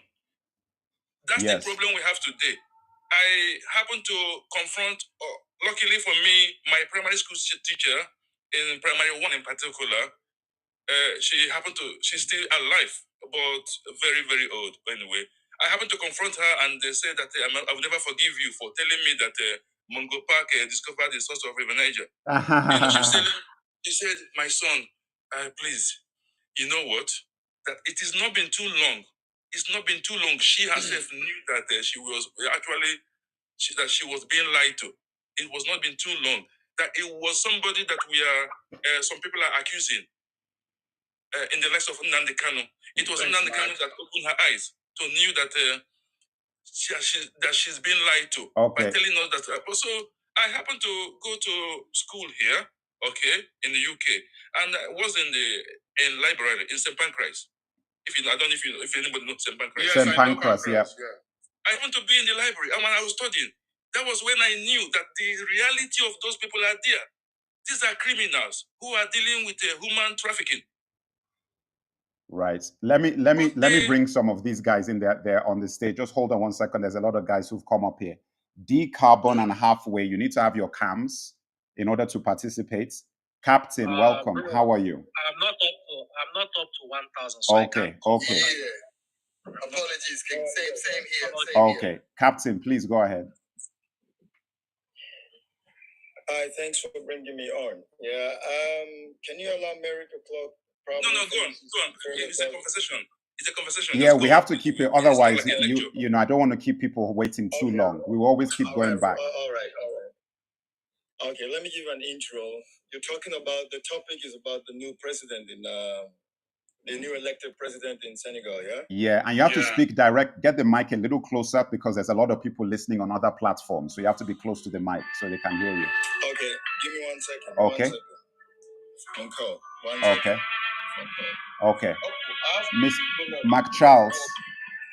Mark Charles, go ahead. Oh, his phone is loud. Yeah, I'm muting him. Yep, go ahead. Okay, yeah. Thank you very much for adding me on. I've been listening to this conversation. To be honest with you, this is the best thing I've ever seen on TikTok. Thank you very much. Okay, thank you. Is It's anybody brilliant. recording this? Because I don't know if this is being recorded. It's a good conversation. Is it recorded? I'm not recording it, but to be honest with you, if we can be having this every Sunday, it's better than going to church. I'm being honest with you. Right? That's how No, it's a good conversation. No, it's a good conversation. Very, very good for us. Wonderful. This is our future, and this is what we want. And me myself, well, I want to assume that everybody here is Nigerian. Most of us. I don't know, Captain is Nigerian, but most of us here. Yeah, I live in the UK. I'm an engineer here in the UK. Okay. Listening to the contest of the young man who is my age mate winning the president of 100% Nigerian, please. So that's again, like we can't hear you. Your mic. Okay, let me use my headpiece. Okay. Go ahead. Okay. Yeah. So with the context of the conversation, which is the Senegalese president that just won the election, which has become a trend and what has been a motivation for our African, me, I'm a Pan-African. I've been watching your content from the Mac. I've been watching your content from months back. Right. To be honest with you, is the kind of content I want to watch on TikTok. The inspiration is we need to have this decolonization of our mind, decolonize our mind first. One thing that sticks with me, I have been a staunch Christian for growing up, and when I started working in the corporate England, I realized that all our life has been a farce. It's been a forge. One man did something that changed my life. He's a white man, don't get me wrong. He said, Charles, I will give you £100. Go to British Museum in London and go to Liverpool. It's called Slave Museum, right? If you go to Slave Museum in Liverpool and go to British Museum in London, you will never step your foot in the church again. And that happened, right? What I saw made me realize that this whole thing was brought to us to keep us at bay. Oh, yes, I saw my yes. deities, all the Alosini, yes. all the Aloses in Igbo land was stolen and is in the museum making money for these people. All the whole thing they said is idol is a lie. I think everything has been nicked from Okija. All the Aloses from Africa is here making money in there. Why I'm bringing that in context that these guys from the revolution of Cote d'Ivoire, Gabon, these young faces is now what we need to jump on the wagon, have this conversation, decolonize ourselves, see how we can kick out religion out of our community because it's not doing us any good. We are living off hope. We've been sold hope that someday somebody's going to sound one trumpet, you will find yourself in heaven and where you will not look. Right. All a farce. It's not going to happen. Right.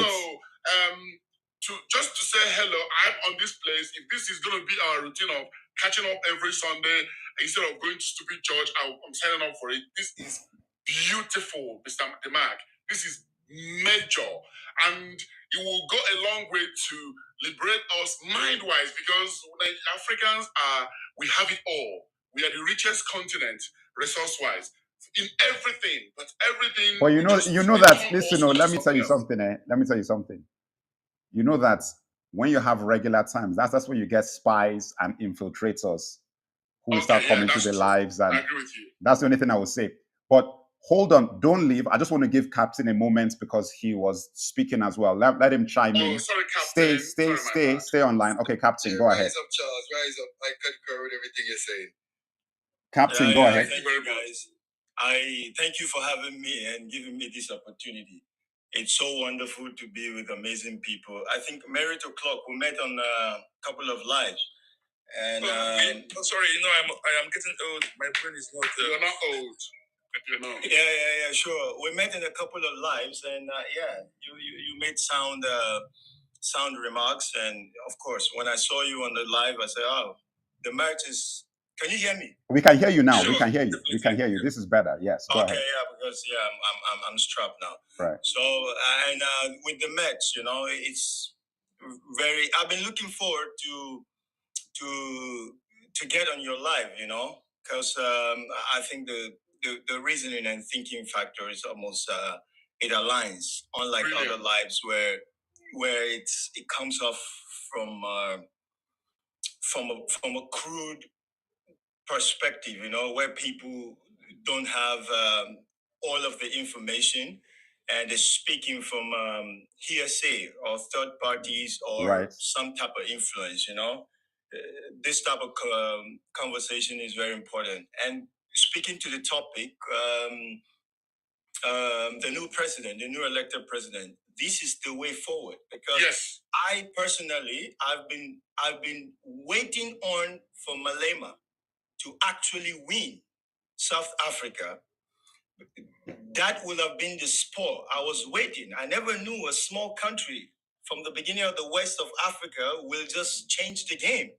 That's why sometimes when you project, you never know. Someone small underneath is already doing the work. Where are you from? Where are you from? To do the winning, to spoil the guy in Namibia. There's another Malema in Namibia.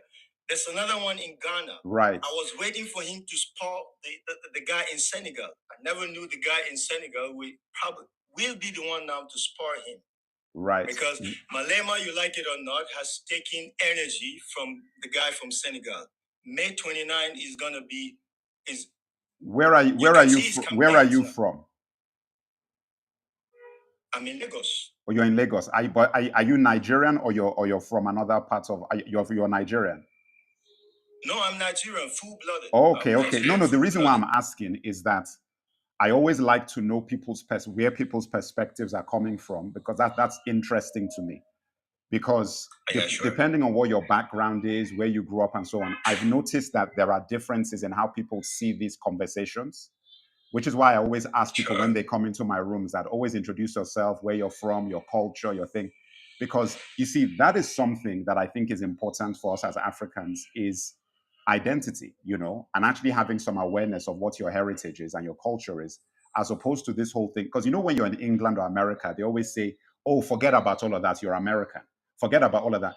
When you forget about all of those things, what that happens is that you relinquish your power for self-determination. It's like you no longer have any power to define yourself. You then become a subclass of something that is not in your control, which is the term American, British, all of these sort of things. It's crazy. And I feel like a lot of the points that you're making, and you see, look, let me put it this way. This platform that I have is an accident. I didn't intend to create this platform when I started. It was a mistake. I put up a video one day. One video just went viral in December 2022.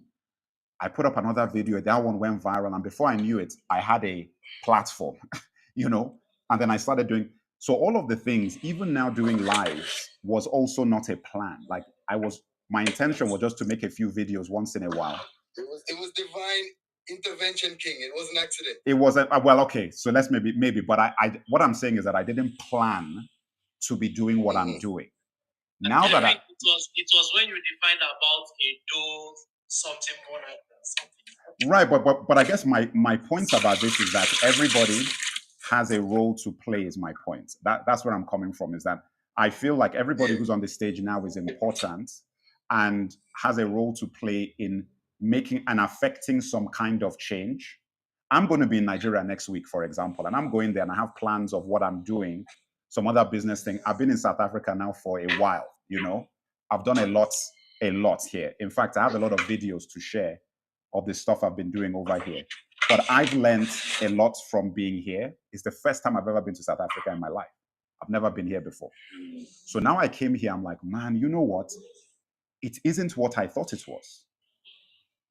It really isn't. Like, it's very different. This is like, the best way to describe South Africa to you, it's like multiple countries in one country. Wow. That's the best way to describe it. It's like there are multiple countries in the country with very, very different perspectives on things. Decarbon halfway. I know you wanted to chime in. Sorry, I haven't brought you in. So what are your thoughts? No, man, it's a joy, absolute joy. Kings. And Mark, I've been sharing your stuff ever since I saw you on the gram, and we got an organization that we call the NXG, the Nzinga Ex-Garvey movement over here in the UK. I've just come back from Ghana. I'm a Jamaican born. You're Nigerian then? There you go, straight. All right. But I got 2 Nigerian children with a Nigerian empress. And brother, y'all are just powering me up right now. Yeah? Congratulations, I don't want brother. y'all to limit yourself, you know.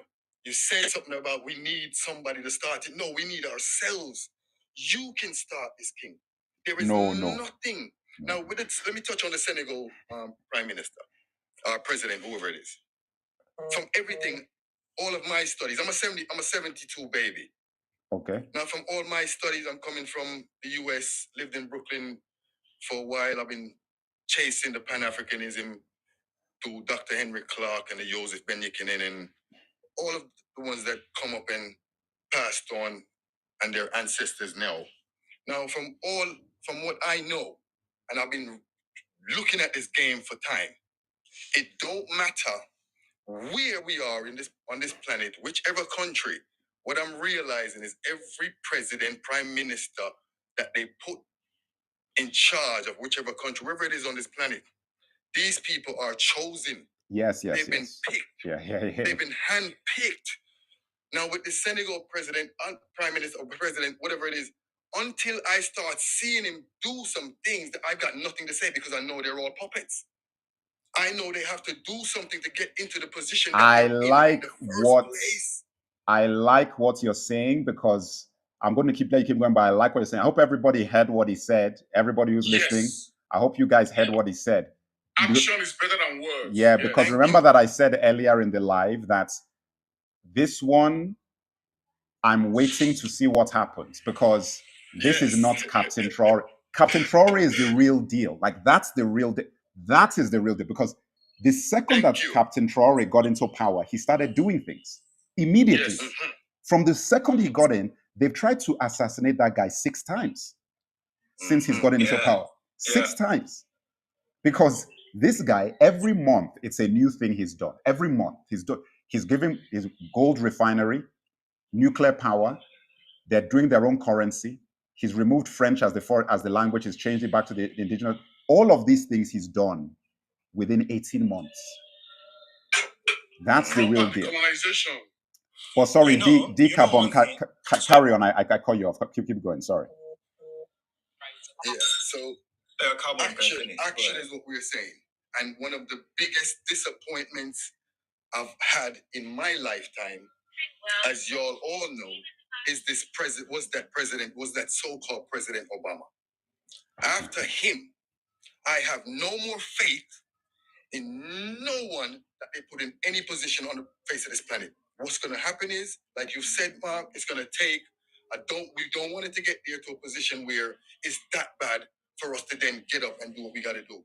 I was just in Ghana, just came back, and I cannot believe I'm speaking to the little people, and it sounds like it's the same thing in Nigeria, it's the same thing in Ethiopia, it's the same thing everywhere on the continent. The people know what's going on, they're seeing the corruption. But guess what? When the hell did we get so passive? As kings, I'm sitting on here, and King, I'm disappointed in some things that I'm hearing. Because you can start this yourself. I've started what I've started here in the UK. It might not be global and everything. I mean, I'm not really. I know. I'm not putting you down. You know, I know why. Okay, go on.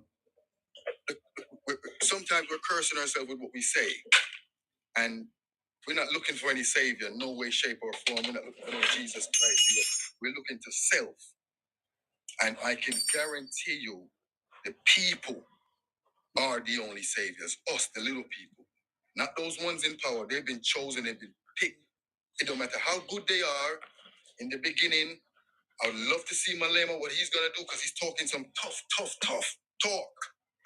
But I love to see them in power and then see their actions. Like I've said, they say all these good things. They're allowed. They are allowed to say certain things. Right. And then it sounds good to the people. The people then put the vote for them. When they go into power, what happens? Is this? Oh, thanks. Nothing. Okay. They start doing the same thing for the establishment, because if they don't, and we need to know this, it's a game. If they don't start operating under the old order of what's already been there, they're gonna get booted out. They're gonna get assassinated or whatever it is. But they're not gonna. Yeah, but you know what is difficult? Let me tell you. I tell you this, and this might sound. This is not an exaggeration. This is just what I feel is the truth. Mm-hmm. Captain Traore is being protected by social media. If it wasn't for social media, they would have already taken this guy out. Like, I actually really believe it. Like, honestly, like you said, they've tried. No, they've tried, but it is social media that is making it harder for guys to really do what they could have done to this guy, because too many people know who he is now. Too many people are following his story. Too many people are getting inspired by what's happening in that region of Africa. But I would say this, and I think to my point of when I was saying about myself, actually, let me bring some more guys up. Guys, everybody I'm bringing up here, the people I'm bringing up is going to fill this stage. Make sure that you have your cameras. If you don't, I might have to demote you. So I'm going to bring you up, guys, and everybody make sure that you have your cameras ready. I cannot fit everybody in. So I'm just going to pick randomly. People, I can't fit everybody in. I'll pick randomly. Okay. I'm bringing some guys. Sorry. Okay. Sorry. The Mark, I need to jump off now. Okay. Yeah? Okay. Maybe another show. One second, Mark. Mark, 1 second. Let me land this plane here, Mark. Let me land this plane. Okay. My word is to us now. The king. I'll see you guys later. Yeah, respect it.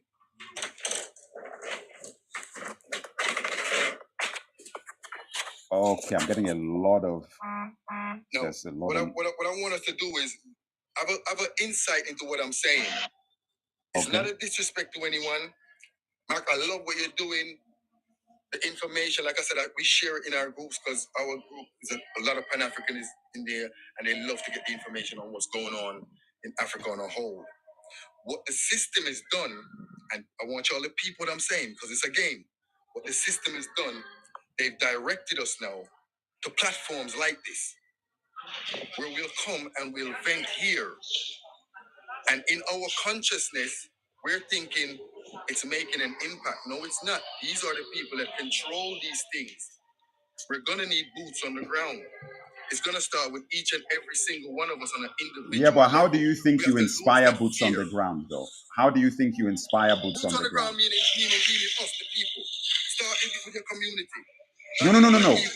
I hear you. What I'm saying is that in order to inspire boots on the ground, you need to be able to spread a message. What I'm saying about these platforms is that it has now given us, even for myself, most people wouldn't know who I was, wouldn't know any of my videos, wouldn't know any of the information, anything I say, if I didn't have the platforms. So we have to look at this and say that, look, I hear you. This in itself is not going to change anything. This is just talking. But the talking, this medium, is good and it's bad use as well. Yes, like you have. So you're doing good with this. Previous to this, there was no way of getting to anybody or getting any information. 1 second. Okay, I'm going to go to halfway next. But everybody, adding KRA, Efehi, Nosakare, and Laolu. Your cameras functioning? Because nobody here has a camera. It's not working. I don't know why.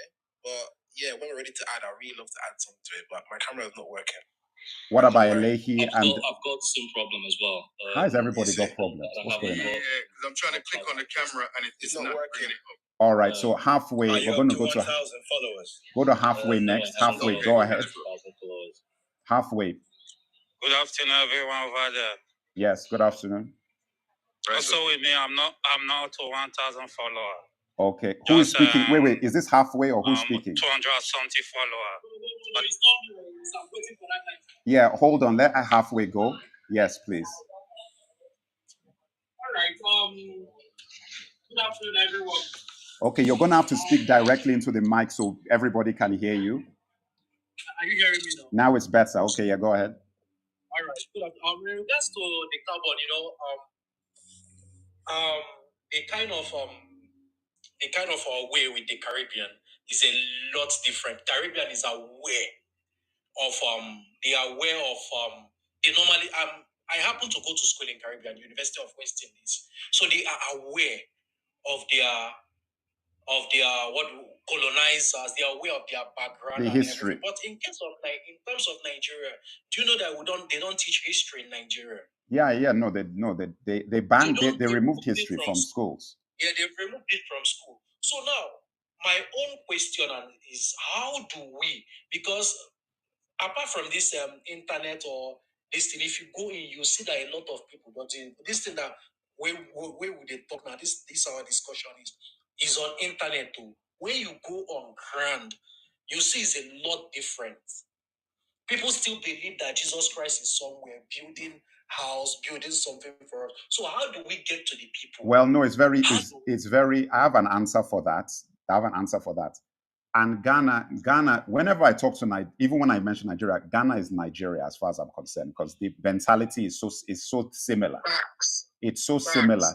Because when I was young in Nigeria, I thought Ghana was in Nigeria.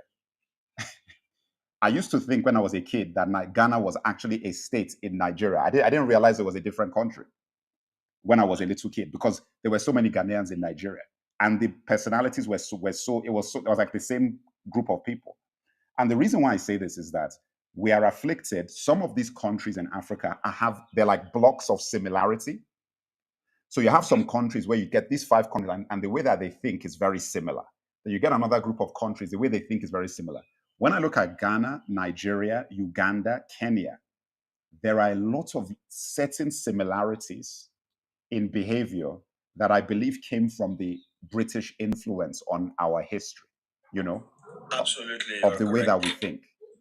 But I feel that in an answer to Halfway's question about how do we make this change, it's what we're doing now. You see, when I said what I said about my role, about my graphic novel. In fact, I even have a copy here. Well, I don't even have a copy. I do. See this here? I made, actually you can't see it, the Crusaders graphic novel, which is about African Nigerian history, true history, pre-colonialism, but it's an adventure story with kids and a Nigerian family and so forth. They go on these adventures, which I made in an effort to get younger people to really learn about history and so on and so forth.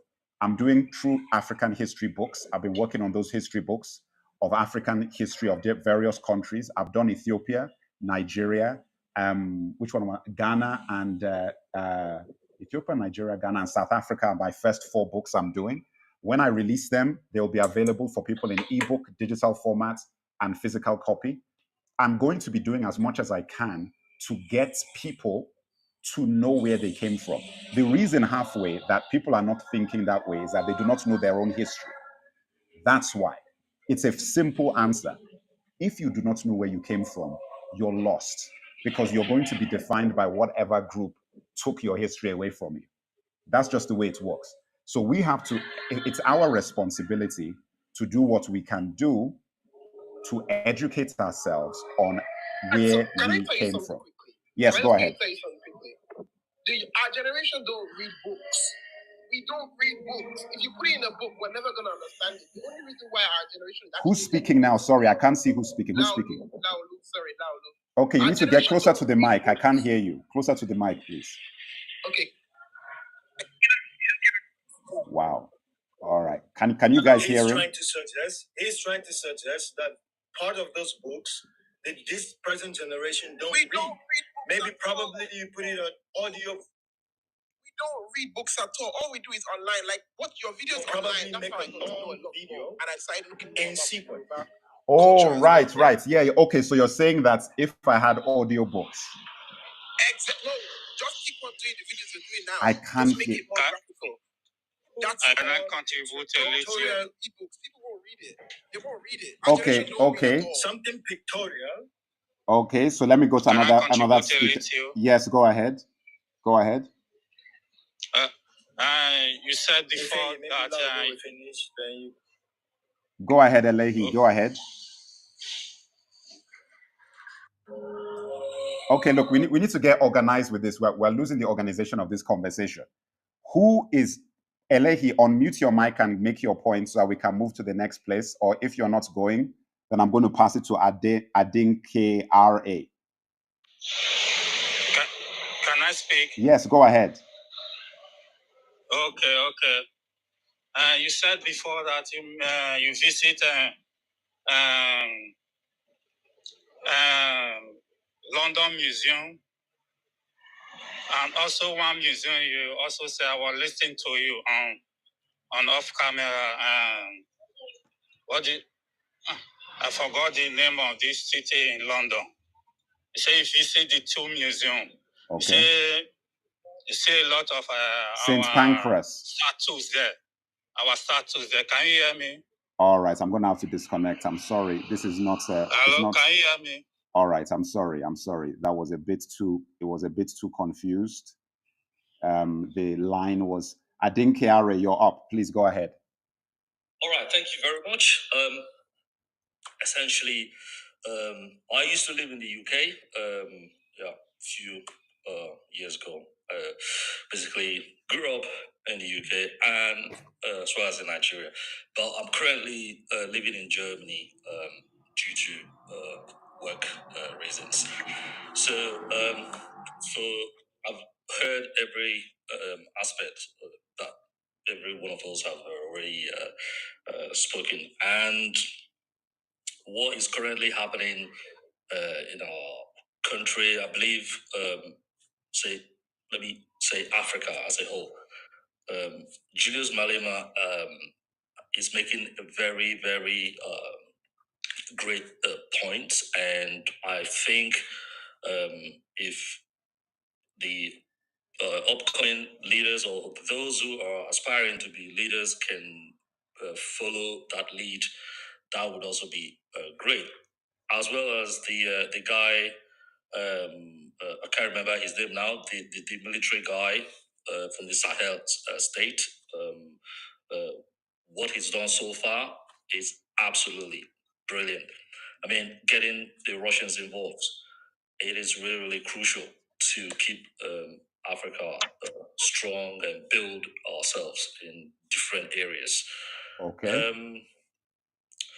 And also I'd like to thank you, Mag, for having or creating this opportunity, because I have been looking for a platform like this where we can actually share our opinions and collaborate as well, share information, and build ourselves.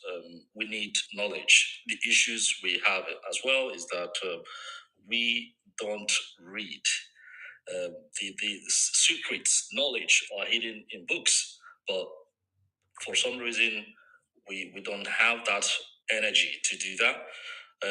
But since TikTok came into existence, things has changed. We've learned a lot, and a lot of people are now becoming to understand how the world is made and how things are being done, and we are waking up. Yeah, but you know what? At the end of the day, thank you for that. I appreciate it. Thank you.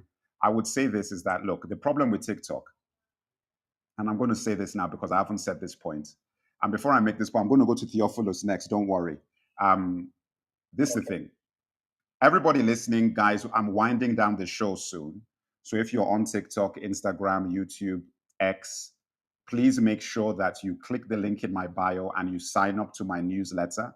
There is a free and paid tier. Of course, I'll be very grateful if you got on the paid tier, but I provide once a week, a post once a week, a digest of what is going on in Africa. But I also post African educational content about history, about things going on in the community, and so on and so forth. There is multiple things attached to it. So you should get on that podcast and so on and so forth in the newsletter. So you go to The link in my bio, or the merc.io, or the merc.substack.com, multiple ways, the Al-Kebulan newsletter. Please, every single person who is listening here, make sure that you sign up right now. I should have 250 sign-ups right now because there's 250 people. Well, there's 300 of you. So I should have 300 sign-ups if you're not already signed up. That being said, look, this is the thing about the platform. This is the issue we have. TikTok cannot be relied on. It is a great thing that has helped us. It has changed the game. It has really given a lot of people access to information that they couldn't have had in Africa. But the problem is, it is still controlled by people who censor what you can and cannot say and how far your reach goes. If they wanted to, I could have 20 million followers right now. If TikTok wanted to promote what I make, they don't. You know that I have another account. This account you're on now is my backup account. This is not my main account. This account has like what, 50 something thousand followers. This is not my main account. For those people who've been following me for a long time, I have an account with like almost 600,000 people that I can't access. Because when I post a video there, I posted a video yesterday about TikTok, and then I posted a Senegal video today. I got 600 views. How do you get 600 views with 500,000 people? How do you get 600 views with 500,000 people following you? If that isn't telling you that we are not pushing your material. That is what we're battling with. Because by rights, now that I've built up an audience of 500,000 Africans, do you know how powerful that would have been if I was able to put out these messages and talk to people? That is the problem I'm saying, which is the reason why I keep emphasizing to sign up to the newsletter, because that is controlled by me. If I had 500,000 of you guys sign up to that newsletter, we would not even be having this conversation here. We wouldn't be talking here. We'll be somewhere else. We would not have to worry about anything. And I know that when I want to get you information in audio, video, or anything, I can send it and it will go right to your email inbox. Sorry, Captain, what were you going to say? Yeah, just to add to your point, I think I have been talking to some colleagues. Probably we're gonna have. I think it's time for Africa to have their own probably satellite or database or cloud storage system where we can host our own platforms and possibly control the data and information and who comes in, who goes out. So that, because you see, the world, if possibly we are all avoiding TikTok now because they are listening. It is largely on TikTok that these people get the feel of Africa, the perception of African every day, how we feel about them, how we perceive them, what is the changes, what are we talking about? And now we want to be discreet at some point. If we have apps like TikTok replicated in Africa, we're probably going to host them on Amazon. They still own it. If they want to bring it down anytime or control the data, they will. This is for us to rise. I listen, I hear a lot of Africans do express this fear and concern that yes, we're relying heavily on Russia and China to save us from the West. First part, that's the first stage. After they liberate us from the West, what happens next? That is the fear. So we must, in as much as we are soliciting the help, which we need at the moment because we don't have firepowers to withstand the West if they come. You think they're going to give us Wakanda for free? No, we have to take it. Ibrahim Touare is doing a lot of good job. Maybe 50-50 soon, Malema will emerge. This guy, you see, and if you observe something, in Africa, there have not been a democratically elected leader in Africa that has stood up to the West. So this young man in Senegal is a first trier. We have to try him. That's in line with what the Carbon said. All of the leaders of Africa recently that are standing up to the West almost or literally to say they are a little bit stronghold. Let me put, for lack of word, I use dictators. Those who can hijack the military and control the military 100%. If a leader, democratic or however, can control the military, that is one stage of getting protection. We're not ready. We're not ready for that. I mean, I'm going to say something. I'm going towards the end. I'm going towards the end quickly. Okay. But where we are at the moment is convergence. Where we're going to converge and continually to what will I say? We have to concentrate on convergence now. Meetings where we can espouse our ideas daily, almost daily, so that it doesn't dissipate. Because these guys are coming with information as much as we do. So it's all about mental. Who gets to the mentality of these people first, captures them. Right now, we are doing good, liberating Africans, teaching ourselves history. A lot of Africans, do you like it or not? In the past 2 years, I've learned about their history on TikTok. So as a lot of Westerners, Europeans. Right. As we're teaching our people, they're learning too. So they know at what point to strategize and hit us. All right. So towards the end or in the middle, we need to have our own platforms because we don't read. A lot of us don't read. The world is going too fast. Someone like me, my brain works faster. I think my brain speaks faster than my eyes. Is that correct? I think probably you guys understand what I'm trying to say. I mean, you know what? Look, I listen. Everything you're saying is I understand where you're coming from. I just wanted to say that my power is running out on my laptop, so I might have to lose. No, TikTok is going to stay, so I'm going to go to Theononis. Don't worry. Yes, I'm just saying to my YouTube people, Instagram and X, this is going to shut down soon. So make sure that you're subscribed. As I said, also sign up to the newsletter. Link is in my bio. I will put that information up on the screen as well for people to sign up to the newsletter too. So YouTube, Instagram, and X will be shutting down soon. I will be able to go on for a little bit on TikTok. Theophilus, go ahead. Thank you, Captain. Let me just let Theophilus respond to you. Go ahead. No, it's okay. Okay. Good day, everybody. Good day, everybody. I'm Theophilus. I'm an independent researcher. I've been following on the discussions from various speakers, and I think one of my doubts here is we all in Africa aspire towards democratic principles. And my question has always been, how do we think as Africans we are going to be able to operate within these democratic principles, but in isolations? Because let's be honest here, no matter what our aspirations are as Africans or as let me say, an ecosystem within a very big ecosystem, which is the global world, we have to understand that there are mechanisms that dictate the way the world functions.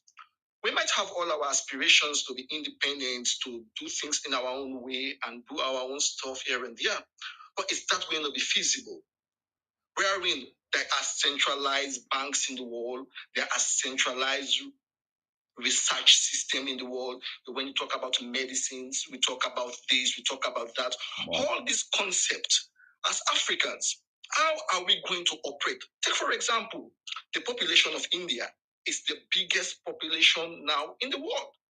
And the Indians are doing their own stuff within a globalized system. Africans don't have half of what Indians have got. But yet still they cannot operate in isolation with the pan-Hinduic mentality, except we try to accept the fact that we are part of a nuclear system that we cannot be able to operate in isolation from this. It's a very, very tough call, I believe. I know we all want to be Pan-Africanists. We have to want to be Afrocentrics. Like, okay, we've got our own ideas. We have to design our own way of doing things. But is that going to be feasible? Because one thing is having the illusion of utopic nations or whatever in Africa.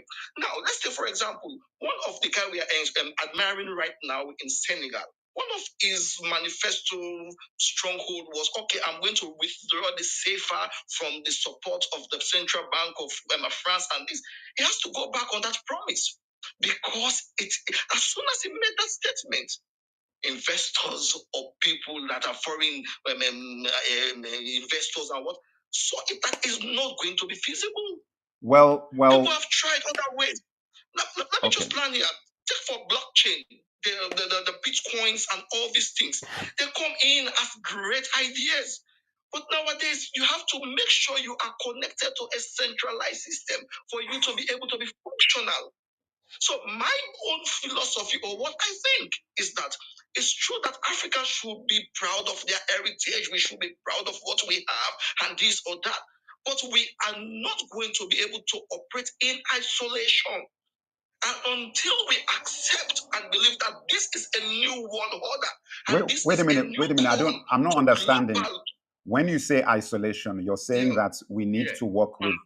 Explain that a little bit better to me. I'm not understanding. Exactly. This is my point. Now, the world order, there is a design in the globalized world.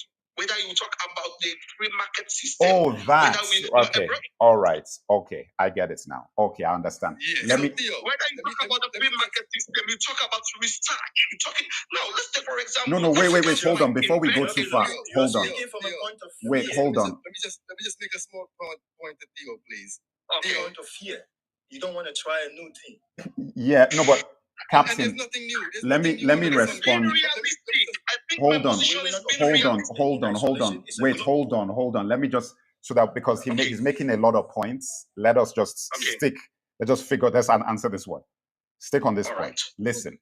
Okay. The reality of things are, I understand your concern.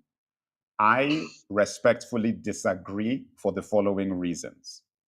Okay. The reason why we are stuck is because of fear. The fear has been generated by those who do not want you to be free. Now, the idea that we require to be part of this globalized system is what has kept us from actual emancipation. That is the reason why Vladimir is smarter than a lot of the other people who have tried to separate themselves. He understood that, listen, what you are doing is that you have to create a separate globalization. He's not coming out saying that Russia is going to rule the world. No. He's saying that, hey, Brazil, Russia, India, China, South Africa, let's go and make something else that is going to operate on similar principles, but at least give an alternative where we have more agency within it. For us as Africans, my point about this whole thing, about when I talk about the Pan-African movement and everything, I'm not naive enough to believe that we will be able to function isolated from everybody outside of Africa. That's not what I believe.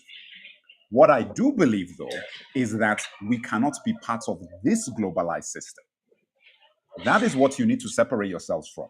That is the reason why I'm an advocate for working with the likes of China and Russia and so forth, is because it is an alternative stepping stone to actual emancipation. So when you say what you're saying about blockchain, the reason why blockchain failed is that they did not have what blockchain did not have the equivalent of a BRICS as an alternative.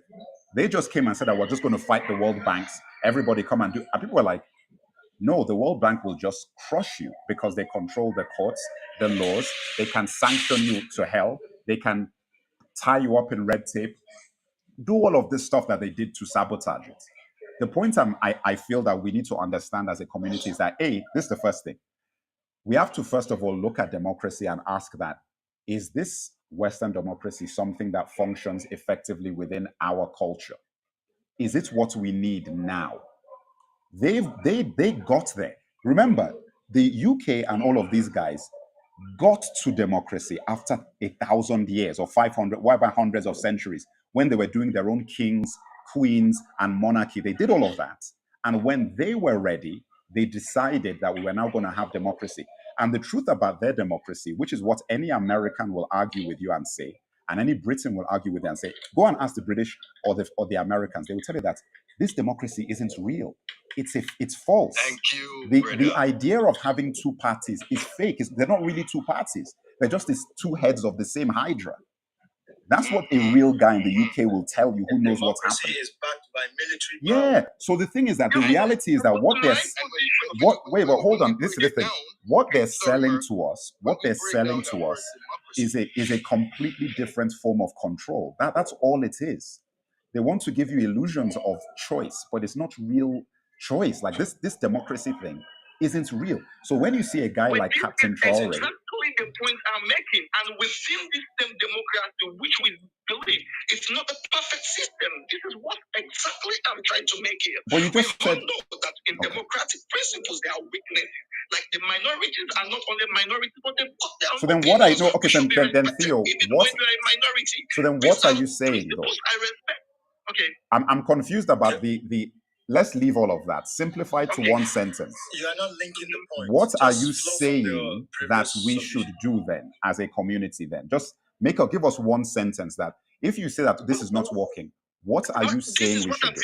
What we need to do here is to just make sure we have, let me see, an idea to be able to participate in this particular system that No, you see now, then I'm not agreeing. No. Then I'm not agreeing. Then I'm not agreeing. Okay, let's Adin KRA talk. Let Adin KRA talk. Sorry, go ahead. All right. So, okay, chill. You speak. You go later. Adin KRA, go ahead. Okay, thanks. So, according to, from what Theo has just said, I think we don't need to participate in this particular system if we don't want to. We could, if we really want to participate, we have to have equal ground, just like what BRICS is doing. So every member of the BRICS nations have got the same rights, so essentially the same everything.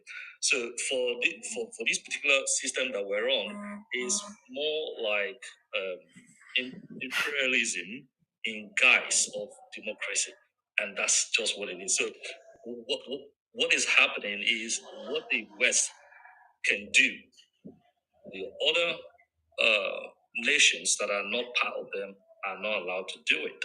And if you do it, you'll be punished. So they commit all sorts of atrocities across the planet Earth, and they don't get sanctioned. Right. And if you do not work with them, you get sanctioned. They freeze your account. They do all sorts of things just to make sure they break your nation. And that is what BRICS is addressing. And I just hope that it works out really, really well with BRICS, because that is the future where Africa will really, really grow. Right. Thank you. Okay, guys, I want to just say goodbye to YouTube. My battery is literally about to die on YouTube. So everybody on YouTube, I'm going to shut it down on YouTube here. I can go on a little bit longer on TikTok, and then I have to actually go and take care of some business. So YouTube guys, thank you so much. Make sure that you are subscribed and you are connected to all my threads, the newsletter, and so on and so forth. Link is in the bio. Thank you guys on YouTube. And